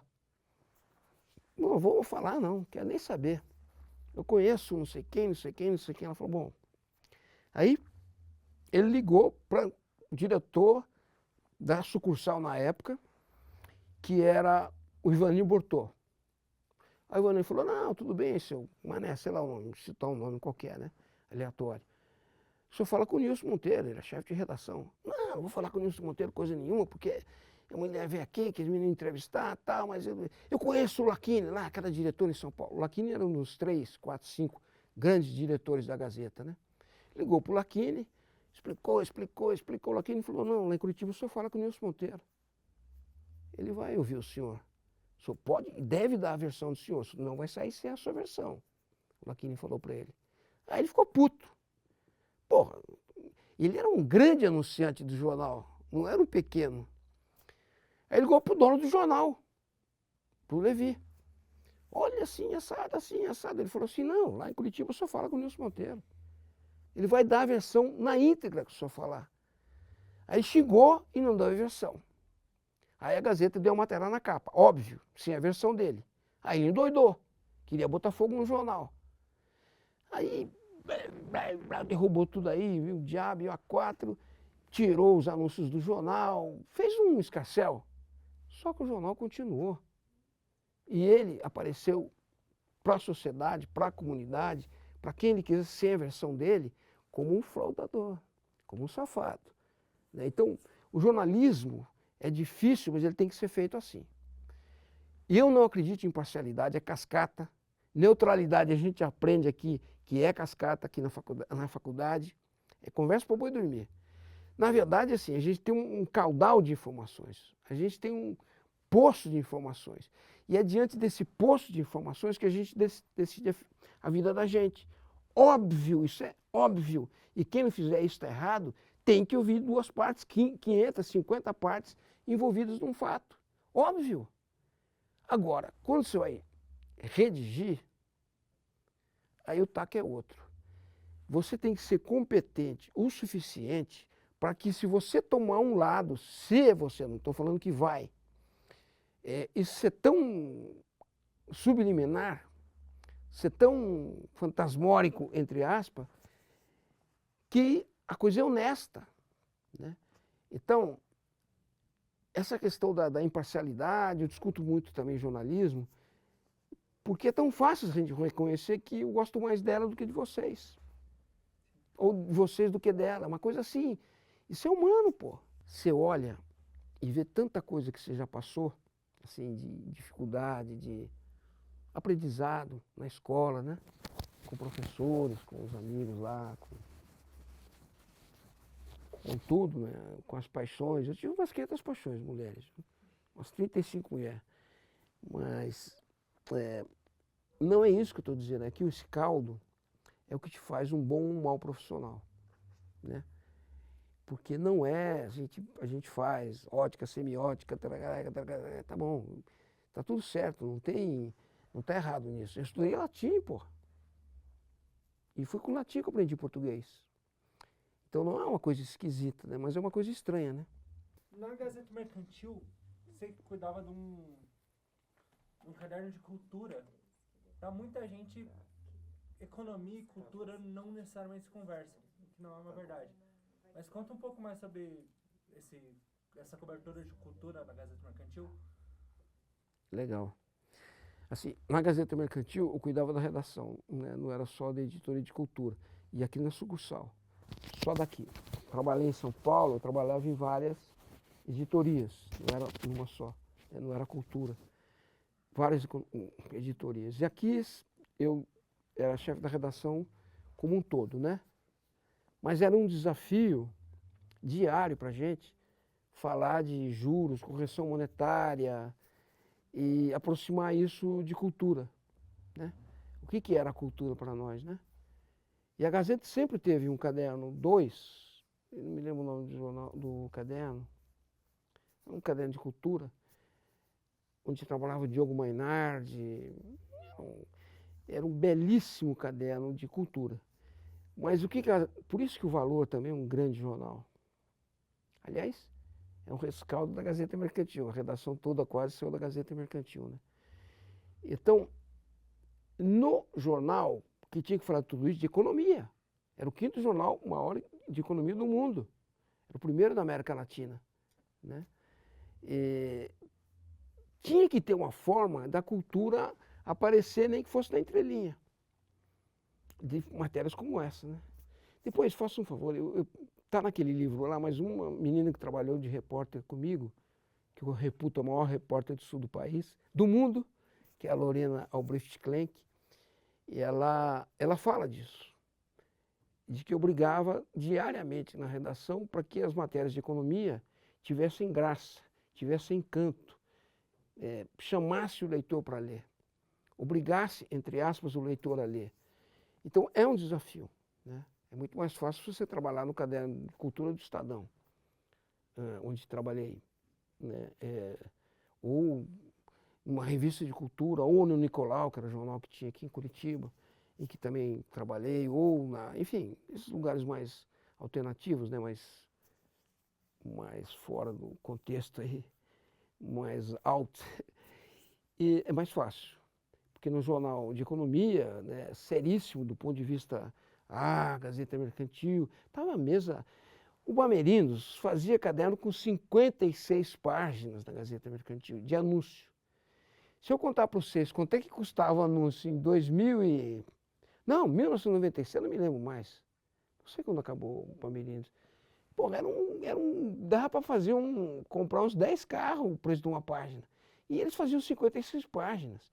Não é porque eles eram amigos da Gazeta Mercantil, porque ali o empresário ia buscar informação. Não, e não ia buscar informação porque era um jornal chato, tinha que ser um jornal bem feito. Verdadeiro, real e bem feito, né? Por isso que foi um jornal, assim que eu digo, foi um jornal de maior respeito ao profissional. Por isso você assinava todas as matérias, não sei, matéria anônima, né? Que eu trabalhei. E o jornal mais doido que eu trabalhei foi a Folha de Londrina, o Panorama também, que era um jornal absolutamente louco. Assim, louco no sentido que era ótimo, era uma maravilha, era uma loucura, doce loucura, digo. Mas trabalhei no Monte de Gás também, não dá para você ficar separando. Eu acho que a minha vida foi uma doce loucura dentro do jornalismo, e continua sendo. Porque você não deixa de ser jornalista, só quando morre. Né, o Maza, de quem fui amigo, muito amigo, ele deixou o jornalismo quando morreu, de ser jornalista. Nunca, assim, correu do pau, nunca saiu de uma notícia. Ele era o menestrel aqui do Calçadão, né? Vivia ali na Boca, na 15, e discutia de caspa a astronomia, né? De astrologia a ciência quântica. Mas ele discutia. E ele sabia, e tinha uma memória, pouquíssimos jornalistas que eu conheci tinham memória. E eu não acredito que seja só na Gazeta Mercantil. Eu acredito que qualquer veículo de comunicação, inclusive na academia, na escola, para ensinar, para saber, para estudar, nós temos um desafio por minuto e a gente tem que ganhar desse desafio a cada minuto, né? E para nós, jornalistas, vocês e eu, o grande desafio colocado hoje, que está em mercado, é a tal da inteligência artificial, né? Isso é uma coisa muito séria. Não dá para a gente deixar para daqui a pouco. Nós temos que pensar agora como é que nós vamos conviver com isso, porque isso aí não volta. Isso é inegável, né? Está aí, está plantado, nesse nosso presente, nesse nosso agora, e nós temos que saber o que fazer. Esse é o nosso desafio da comunicação, como um todo, né? Eu tenho esse livro aí, nós começamos a digitalizá-lo pela inteligência artificial. Aí quando a menina me entregou, o lead da matéria estava no pé, o pé estava no meio, totalmente sem cabeça nem pé. Tinha algumas até que saíram certas, mas a maioria estava completamente doida, né? E o nome dela é Cristiane. Eu falei, Cristiane, porra, como é que eu vou fazer isso aqui? Eu vou ter que digitar tudo isso aqui de novo. Eu vou ter que digitar tudo de novo. Falou, não, pelo amor de Deus, eu jogo lá de novo. Falei, vai vir de novo essa porcaria.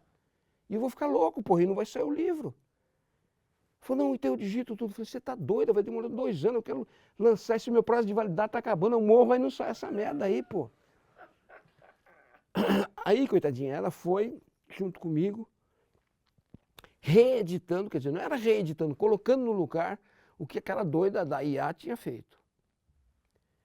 Né? Foi uma má experiência com a IA. Não digo que todas sejam assim, e nem que tudo é assim.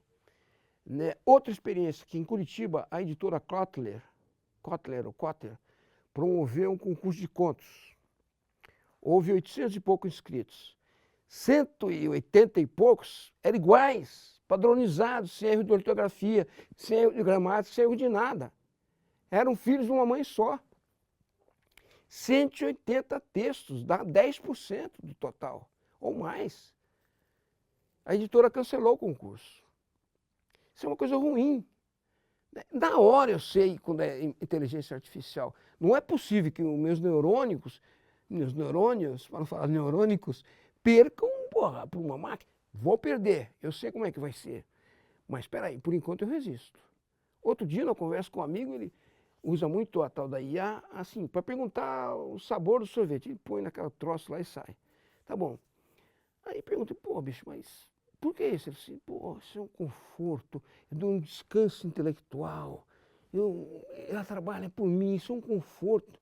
Falei, você troca o teu miolo, o teu cérebro por essa merda. E não estou dizendo que isso é ruim. Estou dizendo que você está abrindo mão de ser um pensante, uma pessoa, um humano, para ser um, sabe, nem primata se troca assim, bicho. Isso aqui meu, que não vale muita coisa, mas vale muito mais do que vem pronto para mim. Eu quero criar. A minha vida de jornalista é criar. É fazer, somar. A mais B vai dar bar. Ou não vai dar bar, vai dar bar, enfim. Eu sou jornalista para quê? Para copiar o que está escrito? Porra, não precisa ser jornalista. E é isso o nosso grande desafio da comunicação hoje. Além dessas porcariadas todas, fake news, agora, porra, você não sabe quem está falando, quem deixou de falar. Vai ser um horror. O mundo está um horror do ponto de vista de controle, porque não é um horror o mundo desenvolver ou progredir em nenhum sentido. Senão o homem não tinha ido para a Lua. Né? A gente estava duvidando até hoje do Darwin. A gente estava subindo como macaco. Enfim, coitados dos macacos, eles merecem o meu respeito. Enfim, o que é progresso, vai desenvolver, tá aí, tá aí. A gente achava que a internet não ia chegar nunca, chegou. É uma loucura, né? Internet, na redação da Gazeta Mercantil, eu botei uma placa que quem entrevistar a internet está na rua. E o sentido era dúbio, está na rua para ir ver onde a gente tem que estar, que é na rua, e estava na rua demitido mesmo. A internet é um instrumento, assim como essa inteligência artificial, que deve ser pior que a natural, não é possível, é um instrumento que deve servir a gente, né, ao homem, ao jornalista. Porra, o jornalista ele tem uma responsabilidade nesse mundo que não é brincadeira, né? Porque ele é a antena da raça, para o bem e para o mal. Então, quando a gente tem esse desafio na frente, isso eu estou falando em todo lugar que eu vou, até no bar bebendo água e os caras bebendo cerveja, porque agora eu sou um abstêmio, bonito falar abstêmio. Mas assim, até lá, gente, nós estamos num desafio monumental. De século em século tem um desafio desse. Você tem que... né? Como é que a gente vai fazer? A gente pode até se sentir derrotado, passar fora, não tem mais jornalismo, acabou o jornalismo, vão para casa, dane-se, agora as máquinas vão fazer, ou vão fazer matéria de a igreja ruiu e não machucou ninguém. Isso aí é uma puta matéria, mas sabe essas materinhas sem sal, sem açúcar, sem mel, sem merda nenhuma? Materinha que não é para fazer, né? O Jardim da Infância faz, não precisa ser jornalista, né? Então o que eu digo assim que, qual é a nossa responsável perante esse fato novo, que é um fato, não brasileiro, mundial? Como é que a gente trata disso, né? Como é que o Trump ganhou a eleição usando instrumento da Rússia, a primeira eleição dele, depois se ferrou com como é o Big Ben lá, como é o nome do... Não, com o que ganhou do Putin, do Trump, na segunda eleição. O coitadinho do senhorzinho lá, o Biden. Eu digo Big Ben para eu lembrar o nome dele. Então, assim, o Trump ganhou com o instrumento do Putin, a primeira eleição, usando um instrumental eletrônico, bisotrônico, de lá, importado de lá, né? Depois ganhou a eleição atual, deve ter usado da Rússia, porque agora eles não se beijam mais, né? Beijam, mas no escuro, né? Ao vivo eles não se beijam. Duas bestas completas. Mas enfim, o que aconteceu? O que está acontecendo no mundo? Como é que a gente vai se virar numa eleição, num pudim que a gente for fazer? A gente vai ter que ligar para a IA, né? Numa matéria que a gente for fazer, nós vamos ter que usar. Esse é o nosso desafio, né? E nós, como somos apaixonados por isso, e vocês devem ser apaixonados, porque aguentar ficar até o último ano, né? E em jornalismo é nego para Zé Leão. É nego para aguentar paulada na orelha, viu? Se Cristo descesse aqui de novo, ele não seria jornalista. Ele fala, comigo não, mané, aqui ó. Pensando no futuro, né, os avanços tecnológicos, qual reportagem tua que você gostaria que fosse lembrada daqui a 50 anos? Puta que pariu, um monte. Se eu tivesse essa capacidade, né? Olha, essa da geada foi assim, eu acho que tem que ser lembrada, não é porque eu fiz, porque isso mudou o Paraná, né? O fato que mudou o Paraná, mudou a economia do Paraná, mudou os homens do Paraná, mudou os homens. Um fato, né? Então, eu gostaria que fosse lembrada, e talvez a minha primeira matéria, que foi uma entrevista com uma mula. Naquela época já a gente tinha entrevistado a inteligência artificial, porque estava acabando a profissão de carroceiro, né? Eu falei, porra, eu não vou entrar na mesma, está acabando a profissão. E fui lá e fiz de conta que estava me entrevistando uma mula. E a matéria tem o nome de Jurema, que era o nome da mula. Obviamente que é ficcional, mas ali eu botava quantos carroceiros tinham parado de trabalhar em Londrina, para onde ia a profissão. Claro, isso tem que ter, né? Então talvez essa também fosse uma matéria que eu gostasse, que eu gostaria que fosse lembrada, assim como a entrevista do Vandré, né? É uma coisa muito marcante na minha vida, assim, foi muito dolorida, né? E tem muita coragem para fazer, porque no meio do caminho você fala, porra, a mulher estava certa, não vou fazer isso com o cara. Porra, mas eu sou jornalista. Posso amar o Vandré, eu amo o Vandré, a música dele, sei lá o quê. Assim como o Sérgio Ricardo, aquele doido que quebrou o violão lá no Festival da Record. assim como a Rita Lee, fez uma matéria com a Rita Lee que eu fui para o céu. Então são matérias que eu gostaria de ser lembrado, não eu, as matérias que fossem lembradas, né? Em todas elas, assim, tem um pouco de mim, sabe? Cada matéria que a gente faz tem um pouco de você. Assim, a entrevista com o Poti. Nunca mais vou esquecer, pô, mas nem na minha lápide vai estar escrito, ele entrevistou o Poti. Porque é impossível você esquecer aquilo, né? Eu gostaria, sim, que fosse lembrado, assim como aquela matéria que eu fiz em Cordel, para falar de futebol. Enfim, tem um caminhão de matérias. E quando eu fui pesquisar para fazer esse livro, quando eu cheguei na Gazeta Mercantil, eu já estava de saco cheio de matéria, jornal, pesquisa de biblioteca. Falei, agora pega uma meia dúzia aí, taca o pó e vamos embora, vamos fazer o livro. Porque eu separei por fases, né? Fase dos anos 70, 80, na ditadura. Por exemplo, Sócrates, que era jogador de futebol, eu entrevistei ele 3 vezes. Bebi com ele, fiquei bêbado, eu, Casagrande, ele, Vladimir, tudo bêbado, safado. E ele deu uma matéria. Depois, quando ele voltou da Europa, fui lá entrevistá-lo de volta. E entrevistei a cidade inteira, não foi só o Sócrates. Então são coisas, assim, gente, que eu gostaria que fossem lembradas. Daqui a 1, daqui a 10, daqui a 1 mês, daqui a 1 dia. Né? Porque essa é a minha profissão, essa é que eu fiz na vida. O resto eu enganei. Isso aí eu fiz, isso aí dói. Quando o cara fala, pô, não dá isso aqui, dói assim, e eu fico mais emocionado ainda quando o cara fala, porra, do caralho isso aqui, bicho, puta, como é que você conseguiu? Porque é isso, a nossa vida é assim, ela é feita de emoção, de paixão. Né? Então, há muitas que eu gostaria que, assim, e não posso esquecer uma que eu não consegui encontrar. Veja você, nessas todas que eu queria que fossem lembradas, tem uma que mostra a paixão do jornalista. Se eu dizer por quê, porque eu era apaixonado, nada disso. E essa sim eu não achei, nem em pesquisa na biblioteca, nem o arquivo da Folha de Londrina. E estava tendo uma guerra de poceiros em Querência do Norte, que é uma cidadezinha pequenininha para frente de Paranavaí, no noroeste do Paraná. E eu fui para lá, o motorista e o fotógrafo, para a gente fazer essa cobertura. Nessa época, dava tempo de você ir, voltar com a matéria no outro dia e entregar para o editor. Bons tempos, né? Bons tempos, cacete. Agora também é bom tempo e a gente tem que fazer o tempo, né, de acordo com a necessidade do tempo.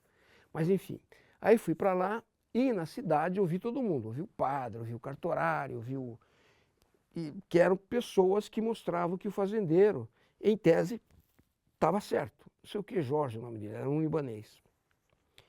Aí conversei com o fazendeiro, que tinha uma casa enorme na cidade, etc. E falei, agora nós vamos lá onde o pau está cantando, onde o pau está rachando lá. Aí o motorista falou, o motorista chamava Tenente, eu não vou. Pau cantando, bala para todo lado, você quer que eu vá lá? Não vou pro bar beber pinga, mas não vou. Falei, Tenente, não vai o cacete, bicho, nós temos que ir lá. Eu, você e o Dorico, que era o Dorico da Silva, que era fotógrafo, nós temos que ir lá. Para eu contar, eu tenho que ir lá. O que está acontecendo? Não vou e acabou. E a saída foi eu aluguei uma carroça, foi eu e o Dorico lá. Aí chegamos lá, bala para todo lado, né? E o líder dos poceiros tinha tomado um tiro no meio da mão assim, ele chamava Chico Três Pontas. Estava todo ensanguentado e ele deu a versão dos poceiros, claro. E mesmo que eu gostasse mesmo dos poceiros, mesmo que eu amasse os poceiros, eu estava ali como jornalista. Então eu fui lá e mostrei que o fazendeiro tinha isso e os poceiros tinham isso. Né? E o título da matéria foi A luta entre, parênteses, perdida dos trabalhadores, dos poceiros. Apanhei da direita, apanhei da esquerda, porque a direita achou que a matéria só metia o pau no fazendeiro. A esquerda achou porque não era perdida. Aí o cacete dos dois lados, só que eu fui jornalista. Embora se fosse para defender, eu defenderia o Chico Três Pontas. Não tenho dúvida disso. Até pela questão de justiça social.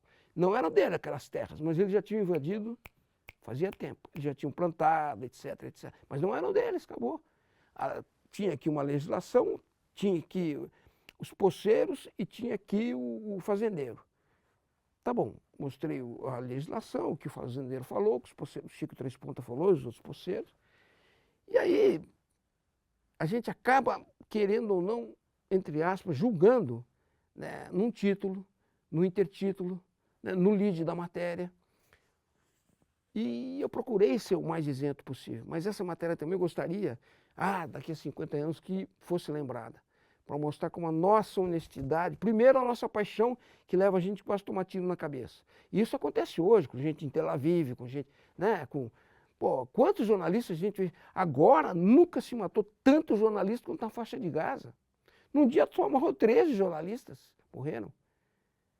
Então, o que é isso? É paixão. O que vai levar um cara, para ver o rato no riarro lá matar os caras? Né, assim, de penca, de centenas. Ou o contrário, sei lá o quê. O exemplo é aleatório. Mas o que nos leva até lá? Né? Sabe assim, durante a pandemia, o que nos levou diante de 700 mil covas de gente morta para perguntar e nos expondo, e máscara protegendo, nos expondo, como jornalistas. Eu não fui, eu já era, faz pouquinho tempo, né? Então, isso é paixão, não é outra coisa. Não tem explicação, não tem firula, sabe, entre linhas, não tem, é isso aí. Você é um cara apaixonado, tá bom, já tem um predicado para ser jornalista. Não, não sou. Então, filhinho, vai ser médico, jogador de futebol, parteira, jornalista vai ser difícil você ser. Você pode até se formar, vai ter conhecimento técnico, mas não vai ter a veia, sabe assim, veia saltando, o olho saltando da órbita para olhar em volta, sabe, não vai ter. E aí, para mim, não vai ser jornalista, vai ser um bonequinho, como a gente conhece milhões aqui, aliás, milhares, às vezes dezenas aqui, principalmente nas telinhas, né? E bonequinho, até meu avô faria, né? O Movimento foi um jornal único, assumidamente de esquerda. Trabalhei em vários outros jornais alternativos, por exemplo, Paraná Repórter. A gente deu Ney Braga na capa e o título é A Cruz que o Paraná Carrega. Fiz uma matéria, não me lembro o ano, mas com uma na época chamava Travesti, né? Que era a Jona Baiana, que ela contava. Mais uma matéria, viu? Que eu gostaria que fosse lembrada. Né? Que o título da matéria era Super-Homem com a música do Gil. Não me lembro a letra agora. Mas era isso. Então, no Movimento, que era um jornal assumidamente de esquerda, e numa época em que era tudo muito difícil, em que a ameaça de jogar bomba no jornal era 24 horas por dia, e os caras tacavam fogo em banca de jornal. Naquela época existia banca de jornal, também existia jornal, né? E era um medo amplo, geral e restrito, e você tinha que trabalhar assim. E aí o chefe de reportagem me passou um perfil do Maluf. Né?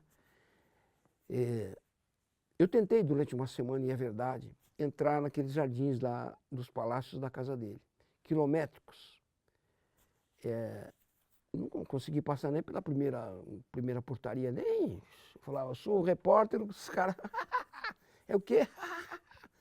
E o Maluf era um homem dos militares para ser eleito, o cara civil, né, para governar o país. Ou seja, ele seria um tutelado, como foi agora recentemente no caso aqui do rapazinho aí, né? Eu não falo meu nome, porque a religião não permite falar nomes desses caras aí.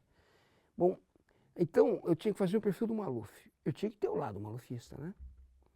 Aí fui ouvindo as pessoas do partido dele, o lado dele, porque naquela época tinha dois partidos, era a Arena e MDB, né?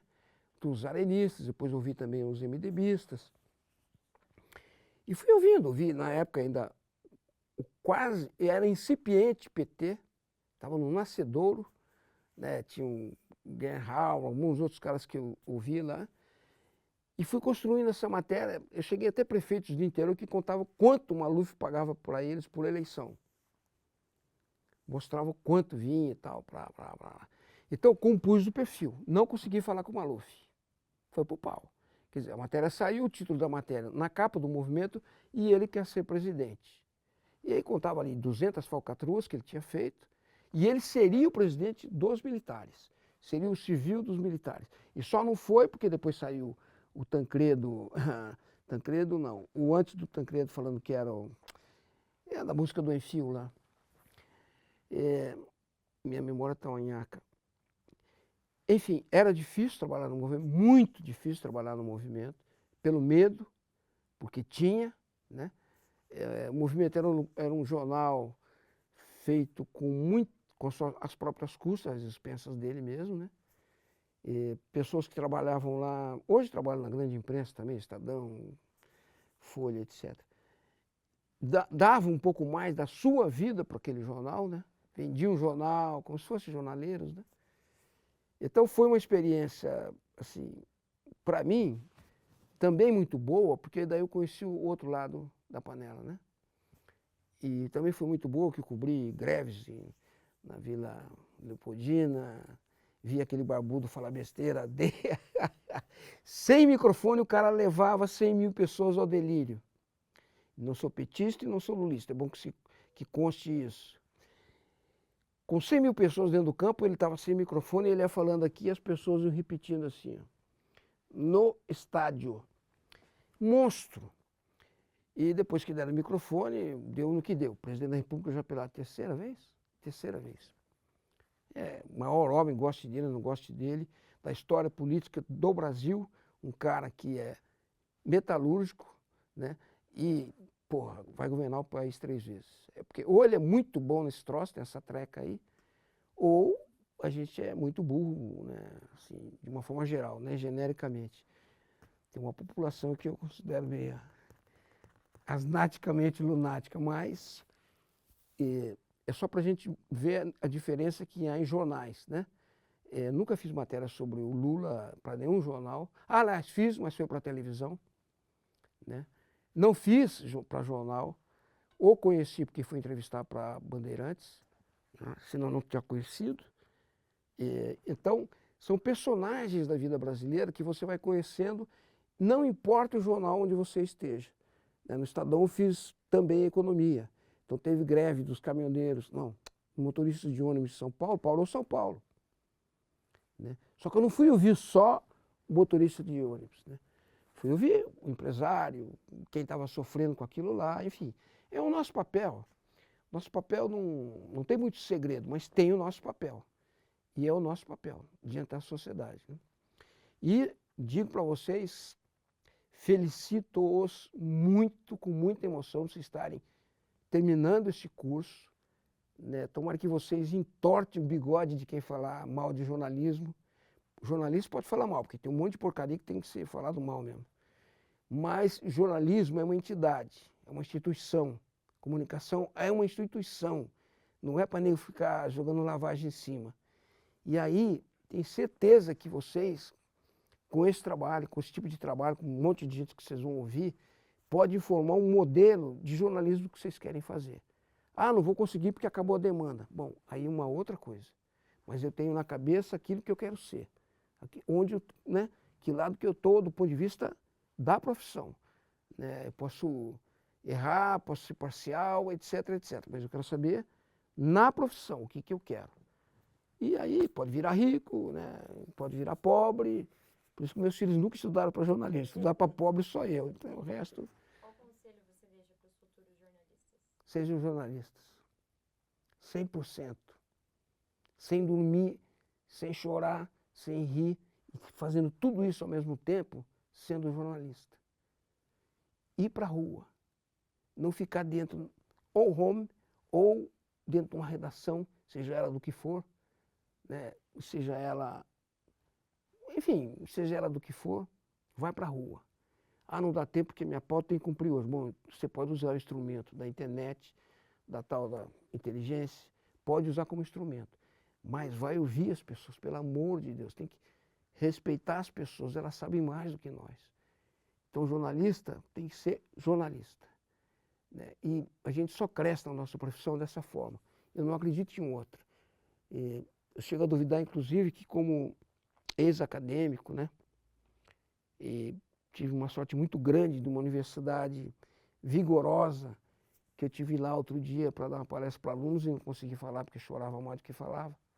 Porque, por dentro daquele troço que eu estudei, né, que eu frequentei, que eu dei um tempo de aula, você voltar ali, de barba branca e careca, é barra pesada, né? Mas é só isso, sabe? É amar a tua profissão. Agora, também a gente precisa comer, né? Precisa entender isso também, né? Que o jornalista não vive de brisa, né? O jornalista é um profissional. Tenho maior confiança que o jornalismo, assim como falaram que ia acabar a letra, o papel, desde o papiro eles começaram a falar isso, né? Depois os gregos deram forma para outra coisa, aí vieram os troianos e chegamos até nós, né? Então é simples a nossa profissão, mas ela é apaixonante. Eu amo a nossa profissão. Certamente.